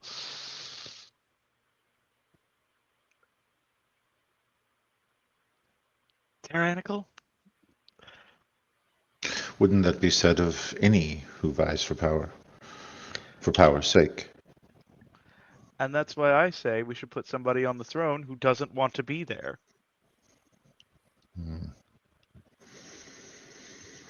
That is well intentioned, but someone who does not want a position will perform poorly. Do we even have the capability to install someone?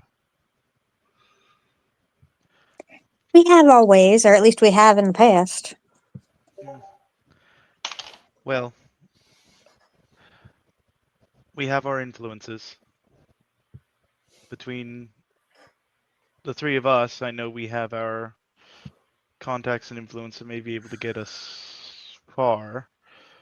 I don't know what your contacts look like, or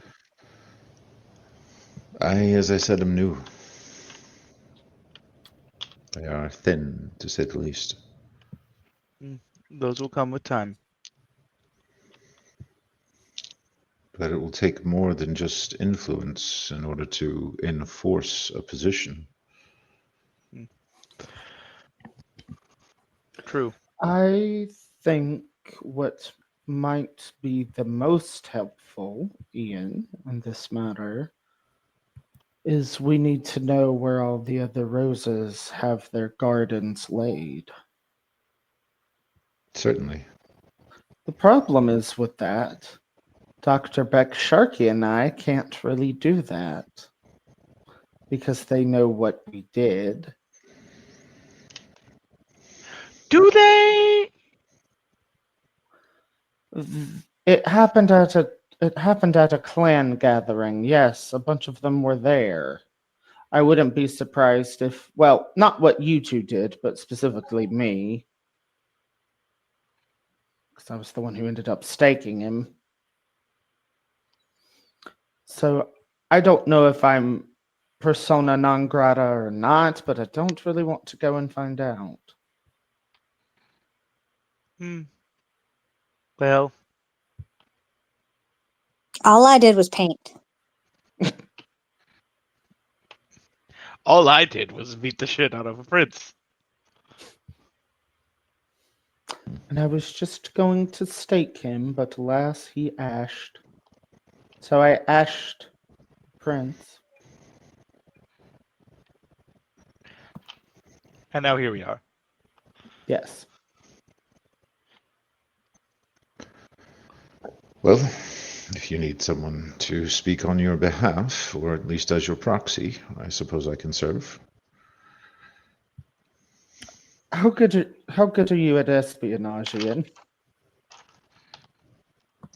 That depends on what your goal is. Because I am normally the talker out of the three of us. But I don't necessarily know if that would be a good idea or if anyone would actually talk to me over there. Maybe you could make some friends. That I could do. Friends should be easy to make. Maybe see what information you can get on what's actually going on over there and things like that. I think would be probably the most helpful thing we could have in our back pocket. Is there any influential names I should be aware of? There was the seneschal, but she has been indisposed. I would have assumed that she would have taken the throne if she were still there, which means that she is currently out of the game and must have been for some time. Whether she is still alive is up in the air. Or had the capability to hold it? We would have heard at least that she had taken the throne. We haven't heard anything of the sort, which means that she's not active. Ultimately, a few favors on her, and she might be the easiest one to keep in line. I doubt that she will care very much if that Prince Fairchild was killed. She was already, I think, planning on doing it herself.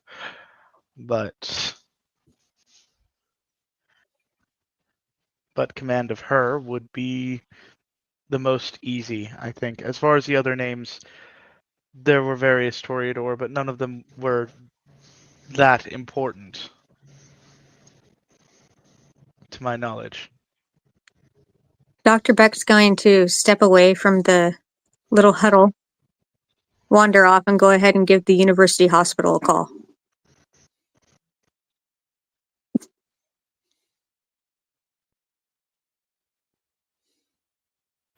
Ring, ring, ring, ring, ring, ring, ring. Banana phone. Do, do, do, do, do.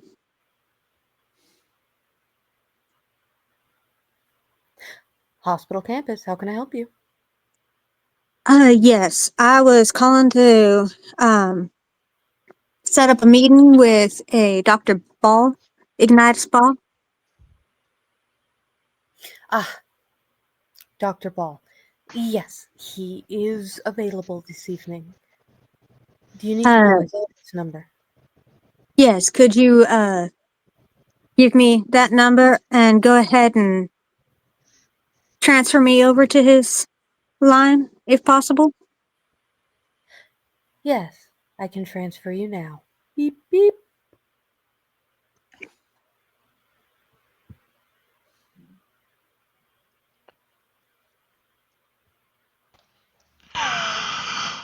Ignatius Ball, optometry. How can I help you? Yes, Dr. Ball. This is Dr. Beck from Philadelphia.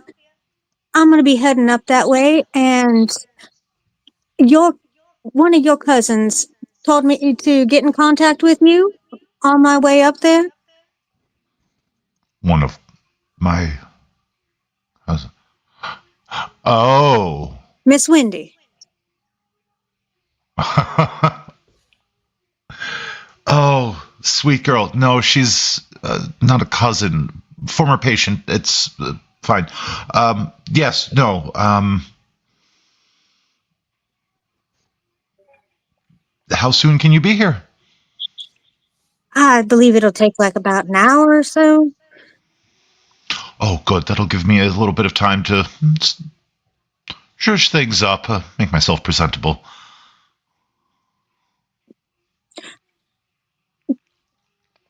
Alrighty. So we're good to go to come up that way? Of course, of course, of course. Just please come directly to the campus, and Indeed. I would not dawdle if I were you. Understood. I'll head up that way just real shortly.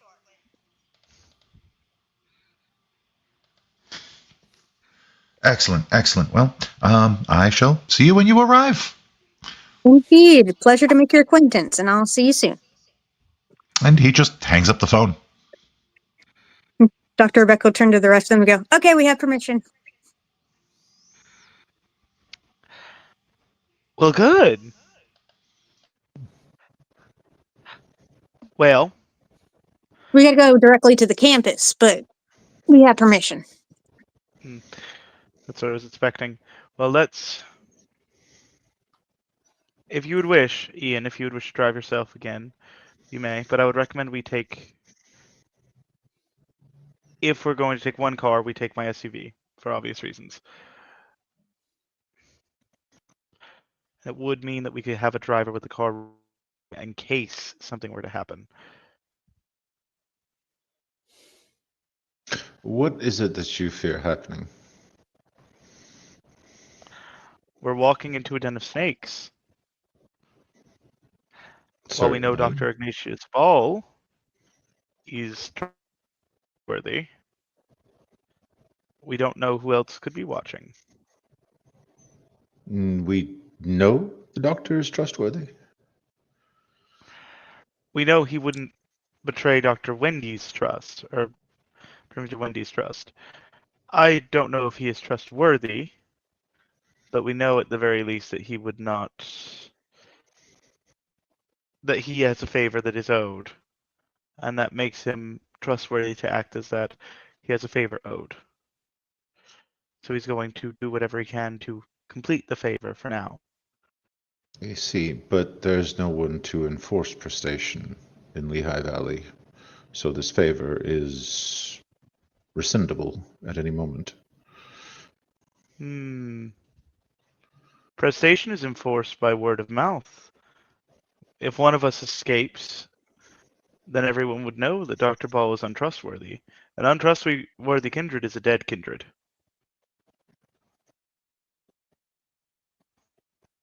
When no harpy is in force, the people become the harpy.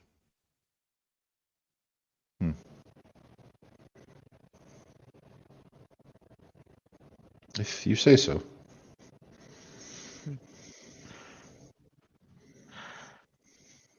At least, that is my code. It would be a better place if the world adhered to that kind of code, but I fear it does not. Dr. Beck's going to climb into the SUV and just sit there and just wait. Twiddle his thumb. Come now, Dr. Beck is getting antsy. We should make good before they decide that we're all going in a more mutable state. Well. Slander, Sharky, slander. After what I've seen you do, I don't think it's slander. I think it's the truth. It was deeply necessary both times.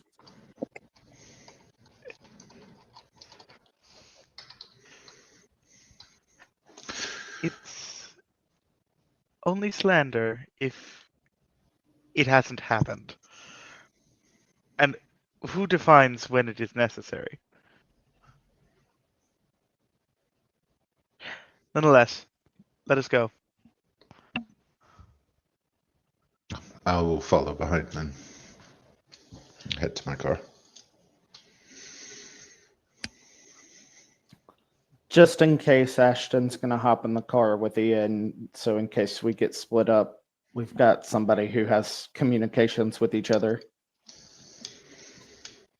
If that's the case, he will open the passenger door for you again. Such a gentleman. Thank you.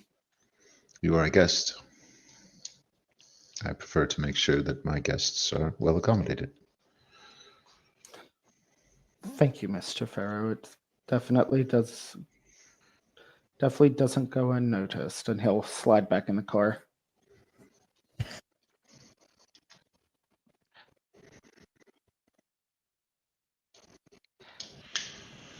At this time of night, the turnpike and major highways leading up to Allentown are fairly empty. You encounter no real traffic per se. Though the second you find yourselves in Allentown proper, I would like you all to give me a wits and awareness, por favor. Still got my eyes on, 'cause I never turn them off. Sense the unseen? No, Oh, Eyes of the Beast. Eyes of the Beast. Okay. Because it gives you bonus die. Two bonus dice specifically.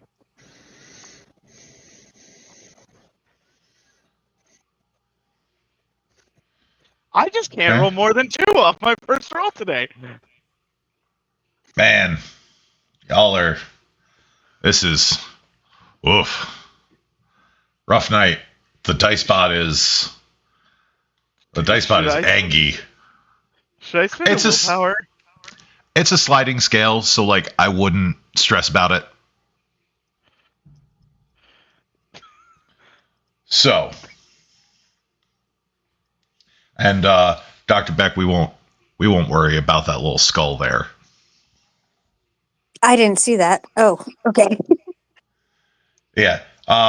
We generally tend to ignore bestials on sliding scales just because most of the time it's for less important things, more set dressing, see what you see. But as the four of you enter Allentown, it is obvious that this is a city in decay. It looks like there has been a literal war fought in the streets. There are crumbling buildings, at least 2 burned out hulls of cars that just sit off to the side as though they were burned where they parked. Graffiti all over the place. Do any of you have kindred iconography? I do. You have the kindred No. iconography lore sheet? You gave it to me. That's right. So, Sharky, you would notice that in and amongst this graffiti is very subtle kindred iconography, very, very subtle markings of not just the clans that are at war in Allentown, but the sects. Because there is a fair few anarchs that have moved in.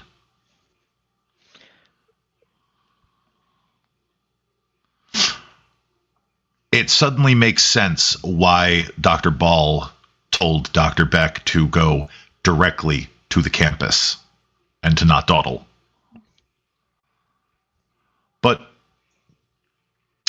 as you get to the St. Jude Allentown, or the St. Luke's Allentown campus, there is one bit of iconography that catches your eye. It's small. It's on the corner of the main entrance sign.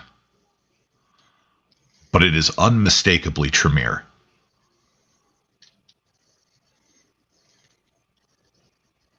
Locks the door.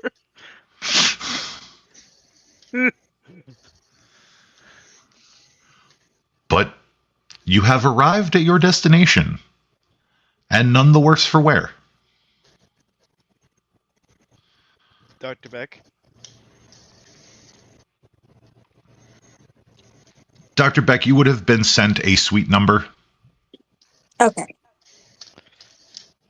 so Dr. it is Beck. not difficult to find where Dr. Ball is located. All right. So I will lead the charge into the hospital or the college and look for said room.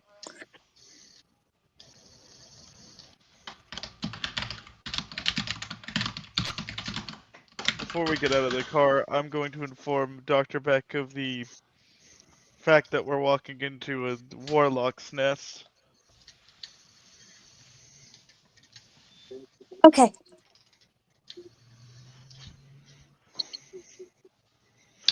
Just be careful. I'll be fine. I'm just going to be respectful, like always. I'm nothing if not respectful. Neither am I, but I am not the most comfortable, so I want to make sure you are aware as well. I appreciate that, As- Jackie.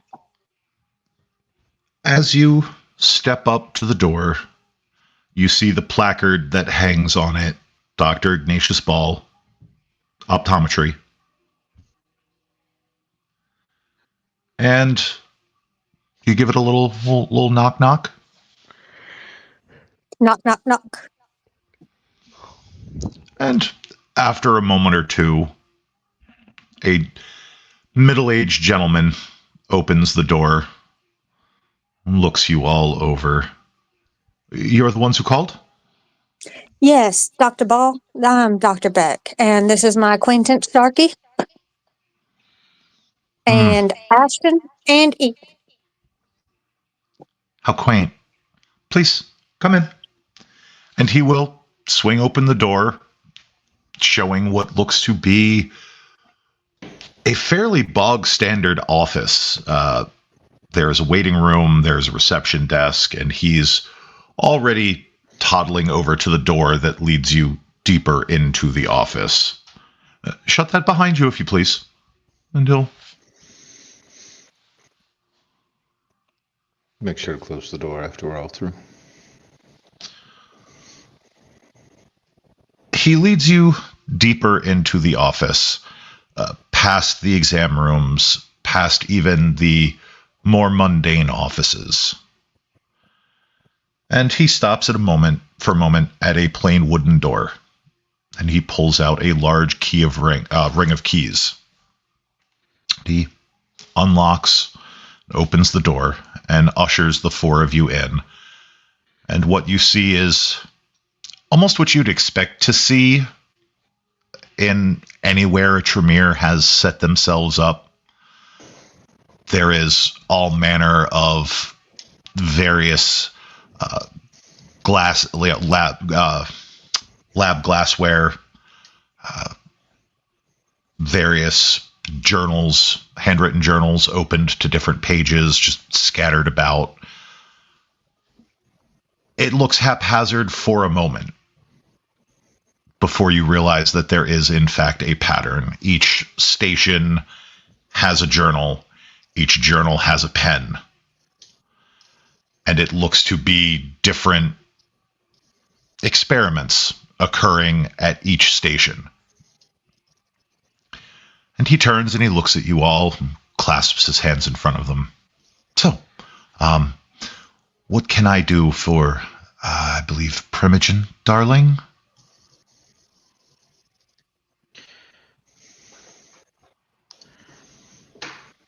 Mr. Ashton, you're the words guy. Fair enough. She pointed us to come talk to you. Mentioned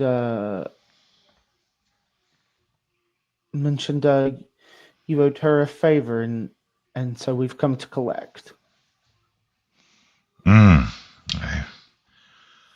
I see. So, what can an old man do for you? He kind of looks over at Sharky and Beck because Ashton is confused on why we need to talk to him, other than he was another has the site. We are seeking to stabilize the region. As I could tell, there's been a conflict within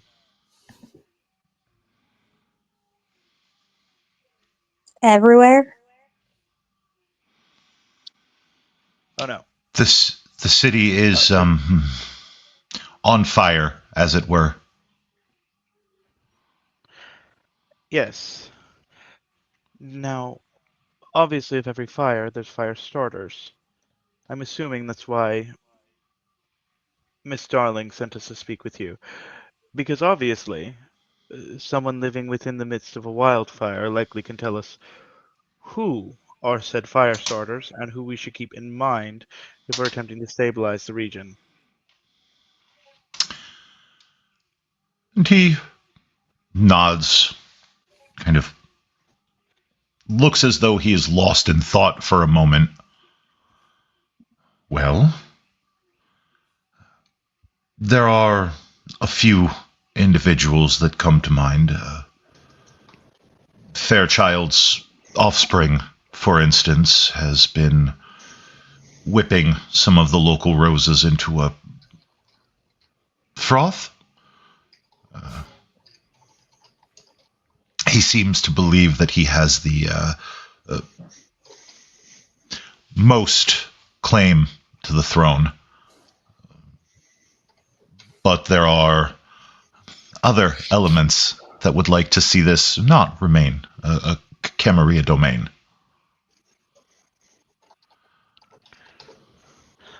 I noticed the signs of anarchs. It seems to be the most direct conflict. Who's leading Well, them? Baron something or other. Hang on.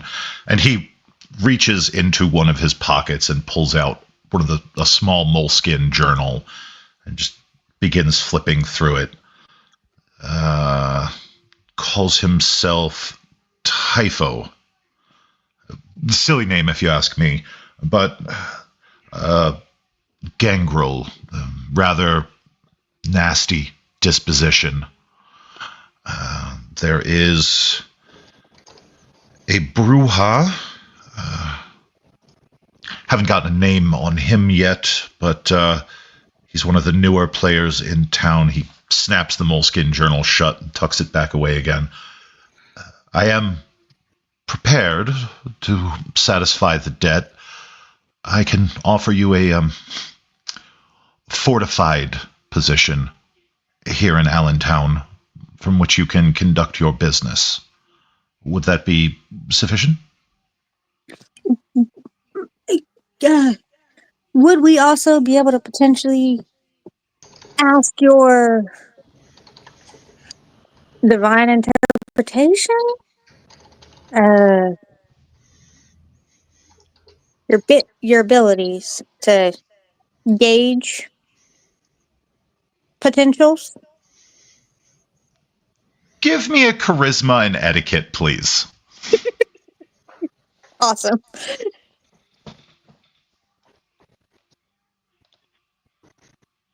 Could I give a help die somehow? No. Okay.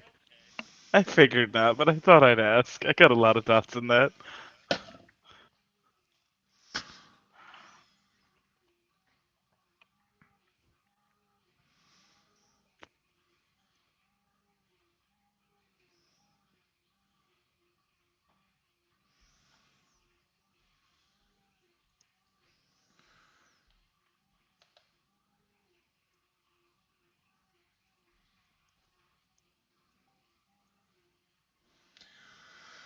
It's a good roll.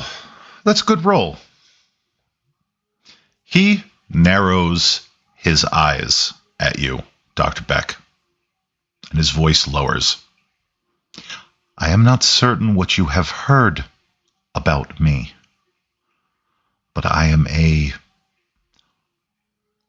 Oh, lost him.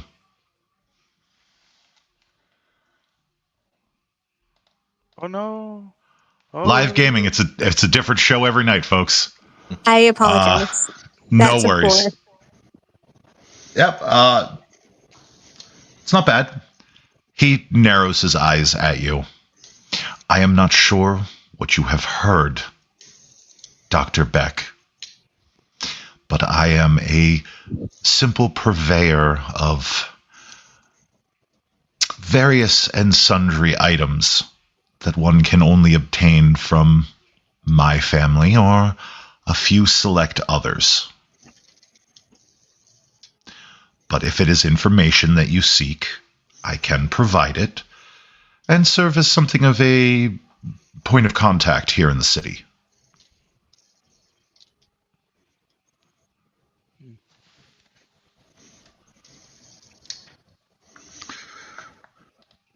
Forgive me if you said it, but the Anarch Rebel, Bruja, what did you say his name was?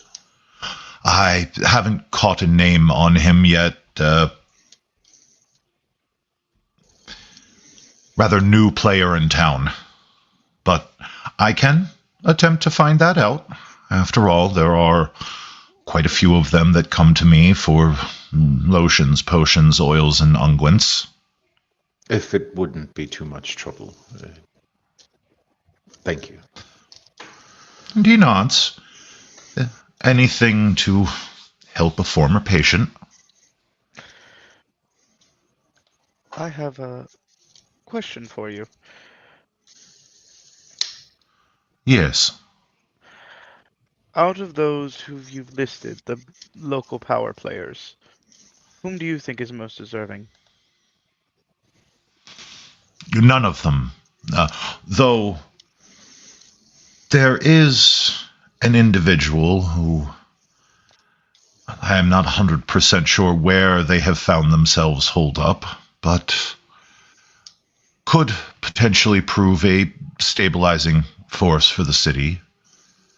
A young Ventru, that he pulls the moleskin journal out again, flips through some pages.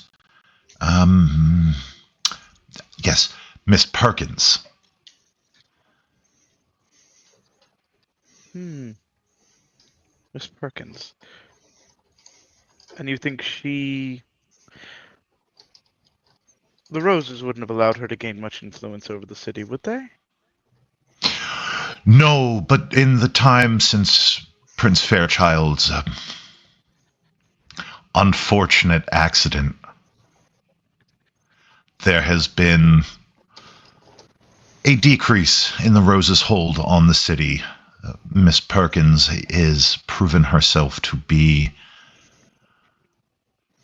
a keen business mind. She has absorbed quite a few of his former holdings. And definitely the one that we might want to look into. Dr. Ball, real quick while I'm thinking about it, would you be able to make me a list of all of, if possible, a list of who owns what sort of after-hours establishments in the valley? Are you looking for kindred establishments or simply a lay of the nightlife? Both would be good, but primarily kindred. I could put the rest of it together. I can put something together for you. We'll consider it all part of the deal. But we are, and he'll look down at his watch, we are, unfortunately, burning moonlight, as it were. So shall I show you to your accommodations? Just one last question, but of course, Fairchild's successor, his name. Yes, Samuel. Samuel. A rather unfortunate individual. Ill-tempered, quick to anger, and lacking any of the social graces of his sire.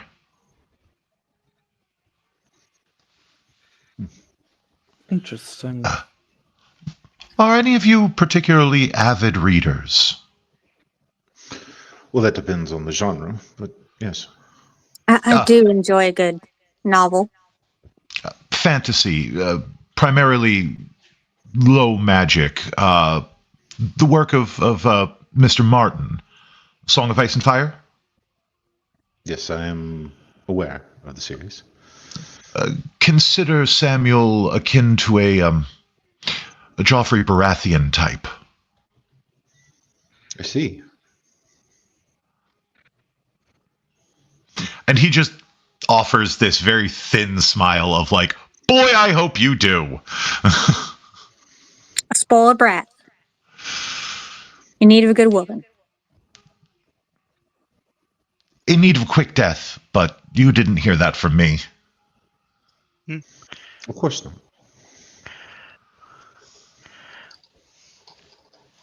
Well, if he's anything like the former prince was, it might not be intentional.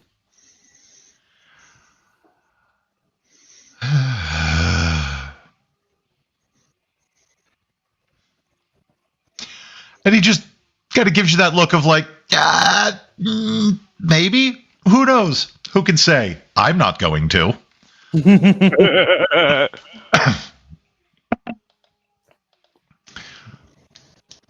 This is... Ashton, you would actually be able to pick this out, and so would you, Ian. This is a man who is accustomed to being watched like a hawk.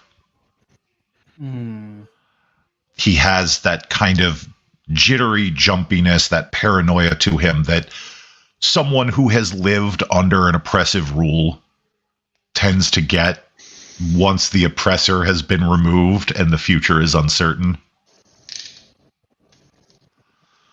So just a little something to keep in mind as we move along.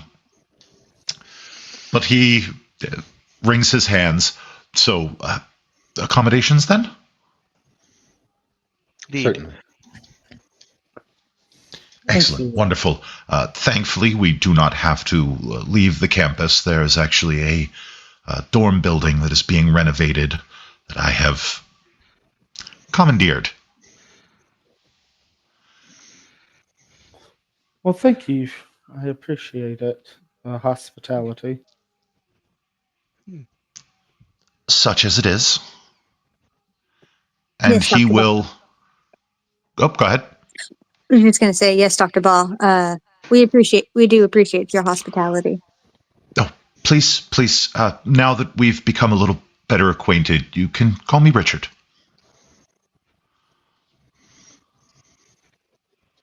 All right, Richard. And he offers that same thin, polite smile as he leads you out of the room, locking the door behind him, out through the halls, and after a minute or so of walking, you find yourselves in an empty dormitory building. Feel free to take any of the rooms you like. They are all furnished, and you won't have to worry about anyone wandering through.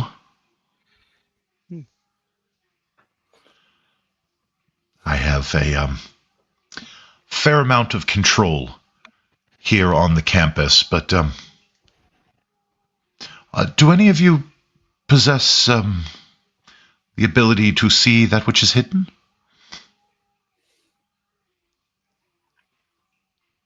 I can't do that. I see. Well, do try to keep it to this floor. Control does come at a cost, and I would loathe for my guests to be injured. I have placed a great many wards around the campus to keep it safe from the fighting, you see. So that is how it has been fortified. My family has a very specific talent. Is there a guaranteed safe path? Yes. And he rummages through his pockets, pulling out ticket stubs, receipts, until he comes across a folded up brochure of the campus. And he opens it up. There's a map on the inside of it. He produces a pen, jots down a couple of safe paths for you to take, and then turns it over to you. Thank you.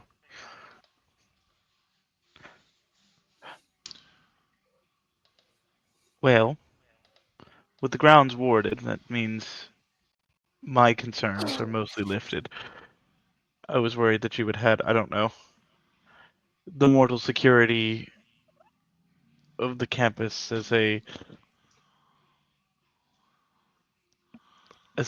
control. And quite honestly, I don't trust mortal security much anymore. Oh, no, none of the security here is mortal, per se.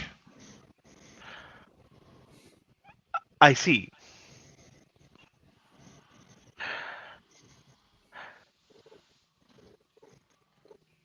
Well, I should leave you to your evening. And he just turns on a heel and scuttles off.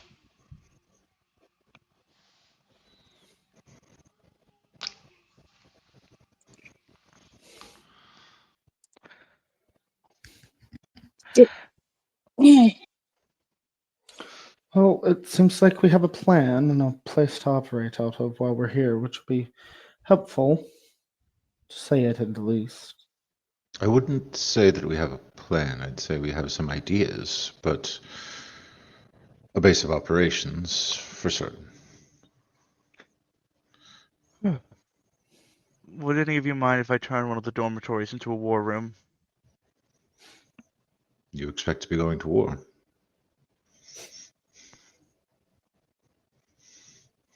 We have a base of operations. we should at least get a map along with some notable power players. War room is used for more than just war, though I do believe we will. Ideas will. Sounds Quite less fun. to see where this is going to go. I'm sorry if I seem particular about language, but language is a software that programs the mind. Referring to it as a war room instantly puts us in the perception of fighting a battle. We are here to put out a fire. Let's call it an operations HQ then. Is that a better term, Mr. Farrow? Yes. Less emotionally charged, of course.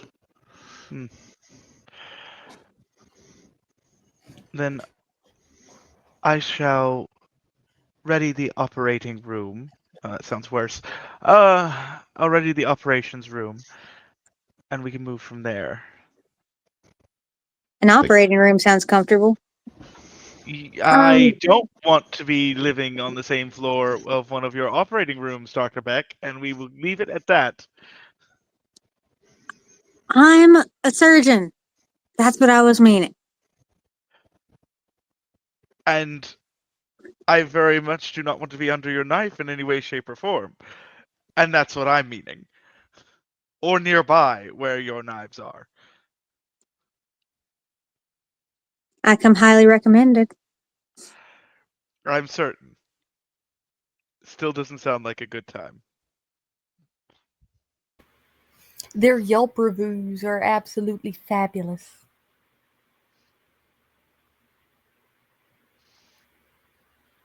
We can't have anesthesia. Anesthesia does nothing.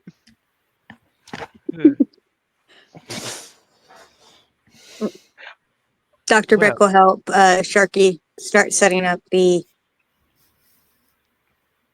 HQ, as it were. Printing out, like, going to the library, because I'm certain on the map there's probably like a route to the library where he's This is a going. university campus. Of Yeah. course there is.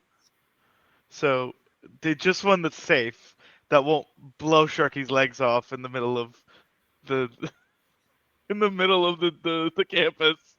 So he's gonna print off like a map of the city, stuff like that. Those sorts of things to put it out. Or really a map of the whole Lehigh Valley. And he's gonna start marking up the locations that we already know of.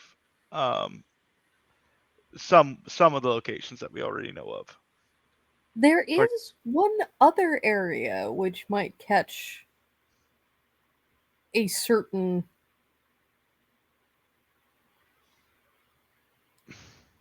party interested in travel.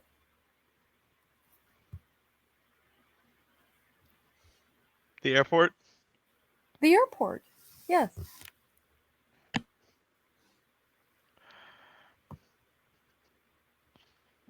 Sharky is definitely eyeing the map with the airport, and he's just gonna put a little circle around it.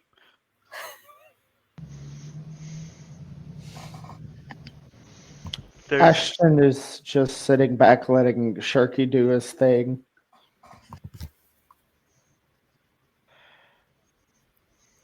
I wonder who owns the airport. Who do you think, Mr. Farrow? Given the state of this domain, no one. There Does might be seem someone who lays claim to it, but owns it is a completely different thing. You seem to be interested. It'd be a good central location. A forward base. Potentially somewhere where we could, if we controlled it, potentially we could hold a lot more influence and sway than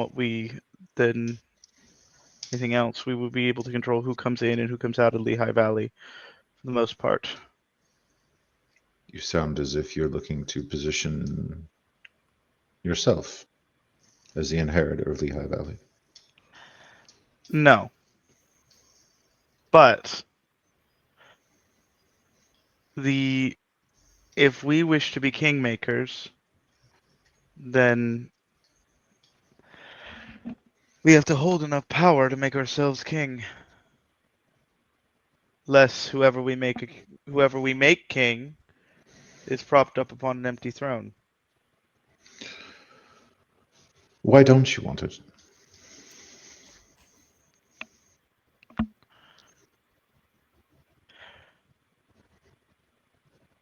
Be honest with me.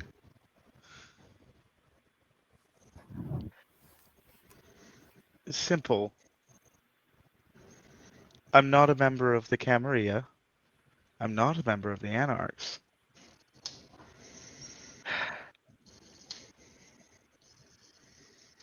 And even if I were to join one of those two sects, I don't think either of them would be very happy with someone with my background ruling openly. Why does your background need to be something that's exposed? And do you understand what it means to be an anarch?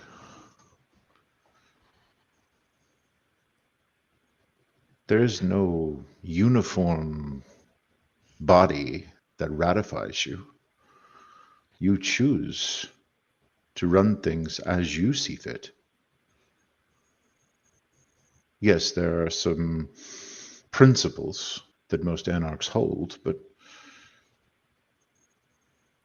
no two are the same. Hmm.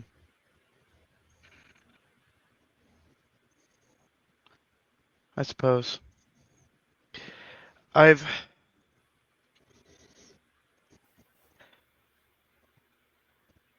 The past has a tendency to catch up with you,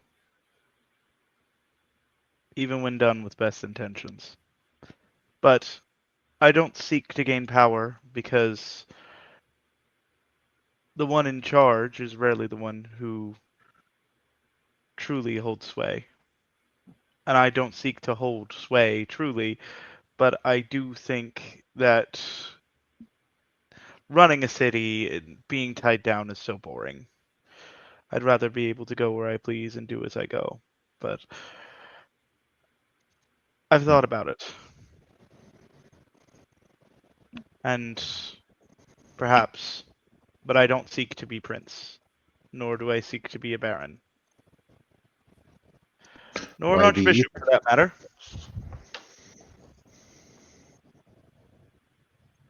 Why be any of those things? Define it for yourself. Don't allow someone else's words to program what you think can and cannot exist. Create your own.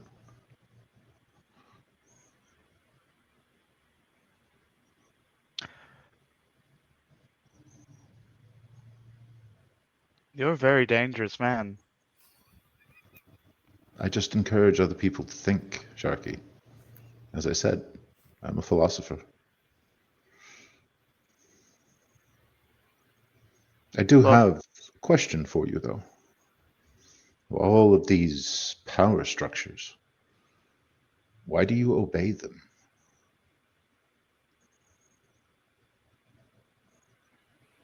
What drive is there for you to obey and not define something for yourself?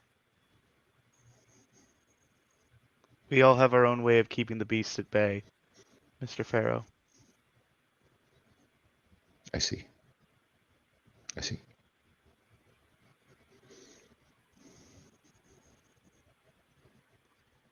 And I am a man of my word. Or I should say a kindred of my word. And that's how I keep my beast at bay. It makes me very susceptible to power structures, I suppose.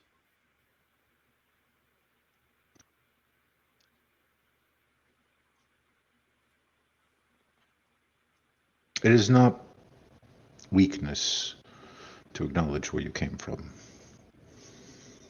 Calling yourself a man is perfectly fine.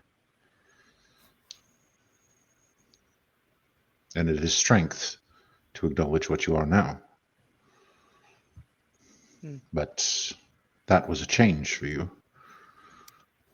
This too could be a change for you.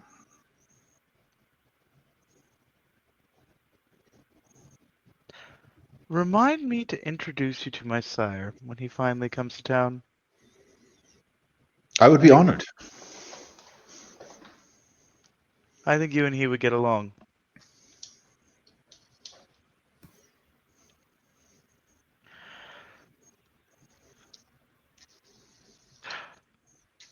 But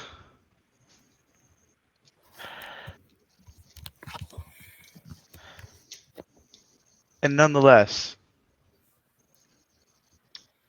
I think we should seek to move at some point to claim the airport. Not now, but I think at some point we should. Once we get a bit of a lay of the land, see who claims it, see what we need to do to get it, we should seek to obtain it. If only, if not for ourselves, then as a gift for whoever we wish to put forward, because whoever controls it holds a very strong hand.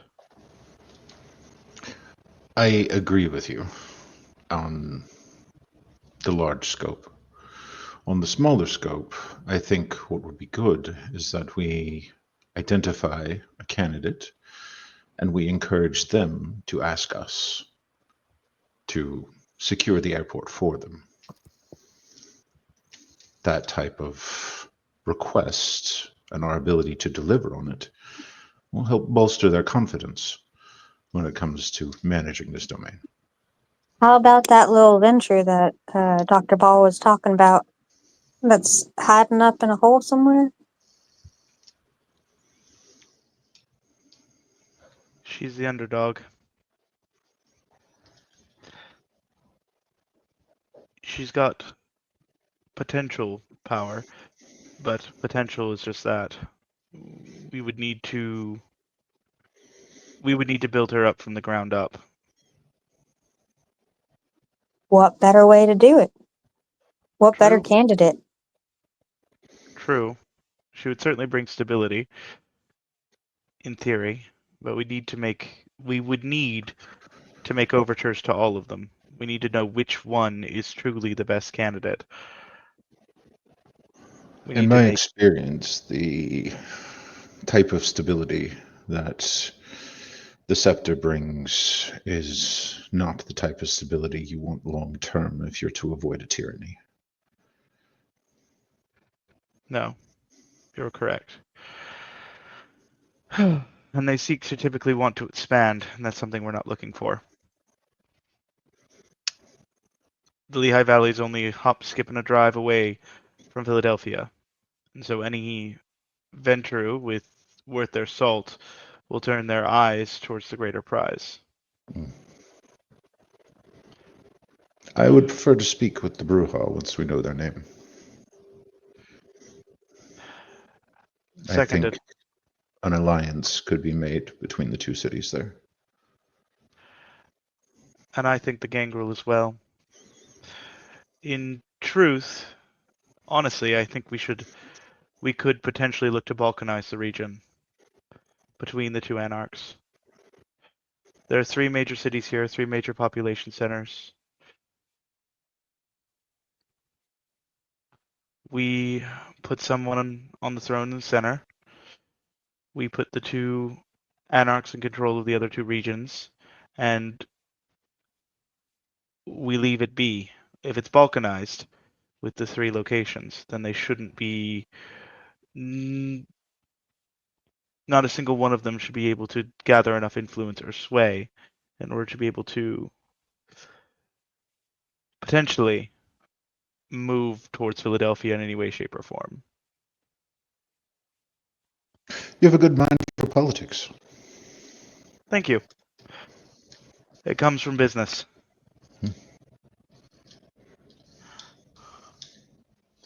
I see now why the friar put us together.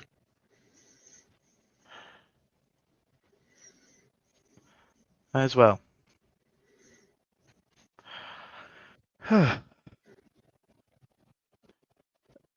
Stabilization sometimes looks like destabilization, but only when something is held together by a thread. There is the bigger question, though. And that is why this area needs to be stabilized. Well, I can give you the most base reason. The old prince, Prince Failchild, uh, as he is known, he sought himself the throne of Philadelphia. The concern with the Lehigh Valley is that economically it has become poor, as it were, a breeding den for potential revolt, for a potential assault on Philadelphia. There's a lot of people who live here, but there is not a lot of money, there's not a lot of wealth, there's not a lot of power. We essentially want to keep eyes away from us, and that's too close to us. But is it just us that benefits? Who else No, benefits? The prince, Prince Sexton, is she seeks to hold on to her throne.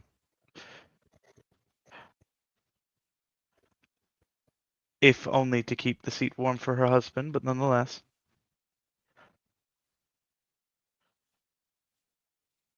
The Camarilla benefits, which is not necessarily a positive, but it is what it is. And potentially, I think there are ways the Anarchs may even benefit from stability.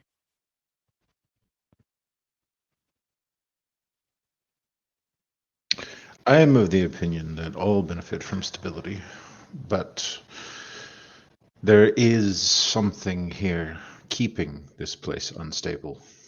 Otherwise, these issues would have resolved themselves already. So I believe we should dig a bit deeper before we start to throw our weight behind any particular candidate.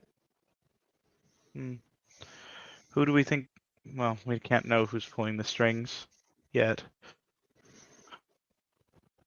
We start cutting strings, and they reveal themselves. We cut too many strings too quickly, and the entire fly system could fall on our heads. It could, but by then we'll have an airport. Good point.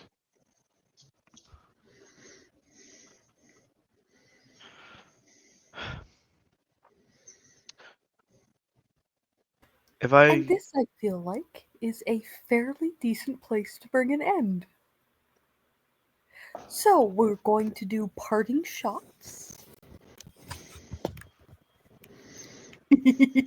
Yeah, so we're going to do parting shots. And then we will do our standard, which is introduce all y'all. So, final thoughts for Mr. Vanguard?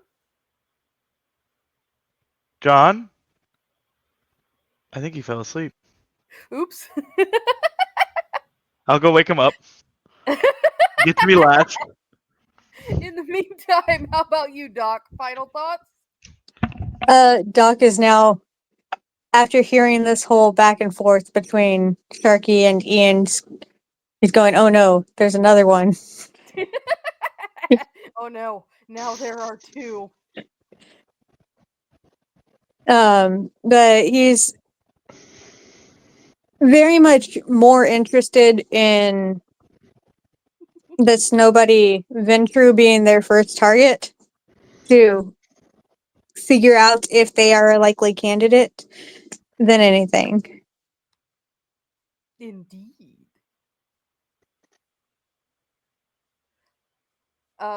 Parting shots, Ashton. You are muted, or I can't hear you. Ashton is on board. He's here for the ride. As he always is, Yes. most likely to assist in smoothing it. Yes. Mr. Farrow, what are your thoughts on this first outing with your new coterie? This is an interesting group, and I'm not sure they entirely know what they want yet. Hopefully, we can get to the bottom of that. Now we gotta wait for Sharky. Everybody stare at the empty portal.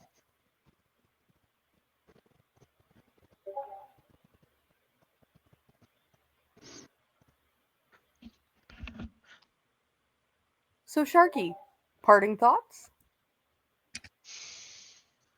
Sharky is intrigued in a way he hasn't been in a while. Yeah. Obviously, Sharky Sharky's always been a vessel for somebody else's moves. This is the first time anyone's ever actually said, "Why don't you do something for yourself?" And now he's very confused because he didn't think that was an option, really. So now It's the gotta, gears are starting to turn. which is usually fairly dangerous In for the the rest case of of us. in the case of Sharky, that's very dangerous for everybody involved. But Sharky tends to have a thing about the Geneva suggestions. Yeah. So, as we bring this, our first episode of season 3 of Philly by Night, to a close, we're going to do that thing we do where we introduce everybody. So, Dr. Beck, you're up. Hi, I'm Doss. I play Dr. Beck. You can find me on Discord anymore. So, but yeah, that's all. Pick on one of your coterie mates. Let's go with newbie Ian. I'm Ian. I'm Kyrie. I play Ian Farrell, of course. You can find me on Discord and probably around other places, although it tends to be a different name depending on the social network. So maybe it's me, maybe it's not. Don't just Gasp. talk. Don't just talk to every Kyrie thinking it's me. Mysterious. Pick on someone. I think we should go with Sharky. Hi, I'm Chandler. I go by Kingdom 0905 on most of my socials. Don't go looking for me because I barely exist on the internet. Um, but you may be able to find a TikTok that I made like 3 years ago, maybe, and on Discord, maybe. Depends on the day. Um, as far as other things go, might be running streams in the future. We'll see. We'll see how that goes. Ooh. And yeah, all that kind of good stuff. And I'm going to pass it over to Ashton. A good choice. A good choice. Hello, I'm Johnny Rosewood. I play Ashton. And yeah, you can find me here, there, and everywhere. Wherever you find me, say hello. And passing it up to our fearless storyteller. Oh, see, it's not my turn yet because we did have a special guest. One of our other storytellers Yeah. should get in here. Introduce yourself. Hi, I'm Einar. I am the lead storyteller here at Philly by Night. You can find me just about anywhere I want you to at Einar_TTRPG or on Blue Sky at InStars Orbit. I don't post a whole lot these days because I'm a little busy, but that is where you can find me.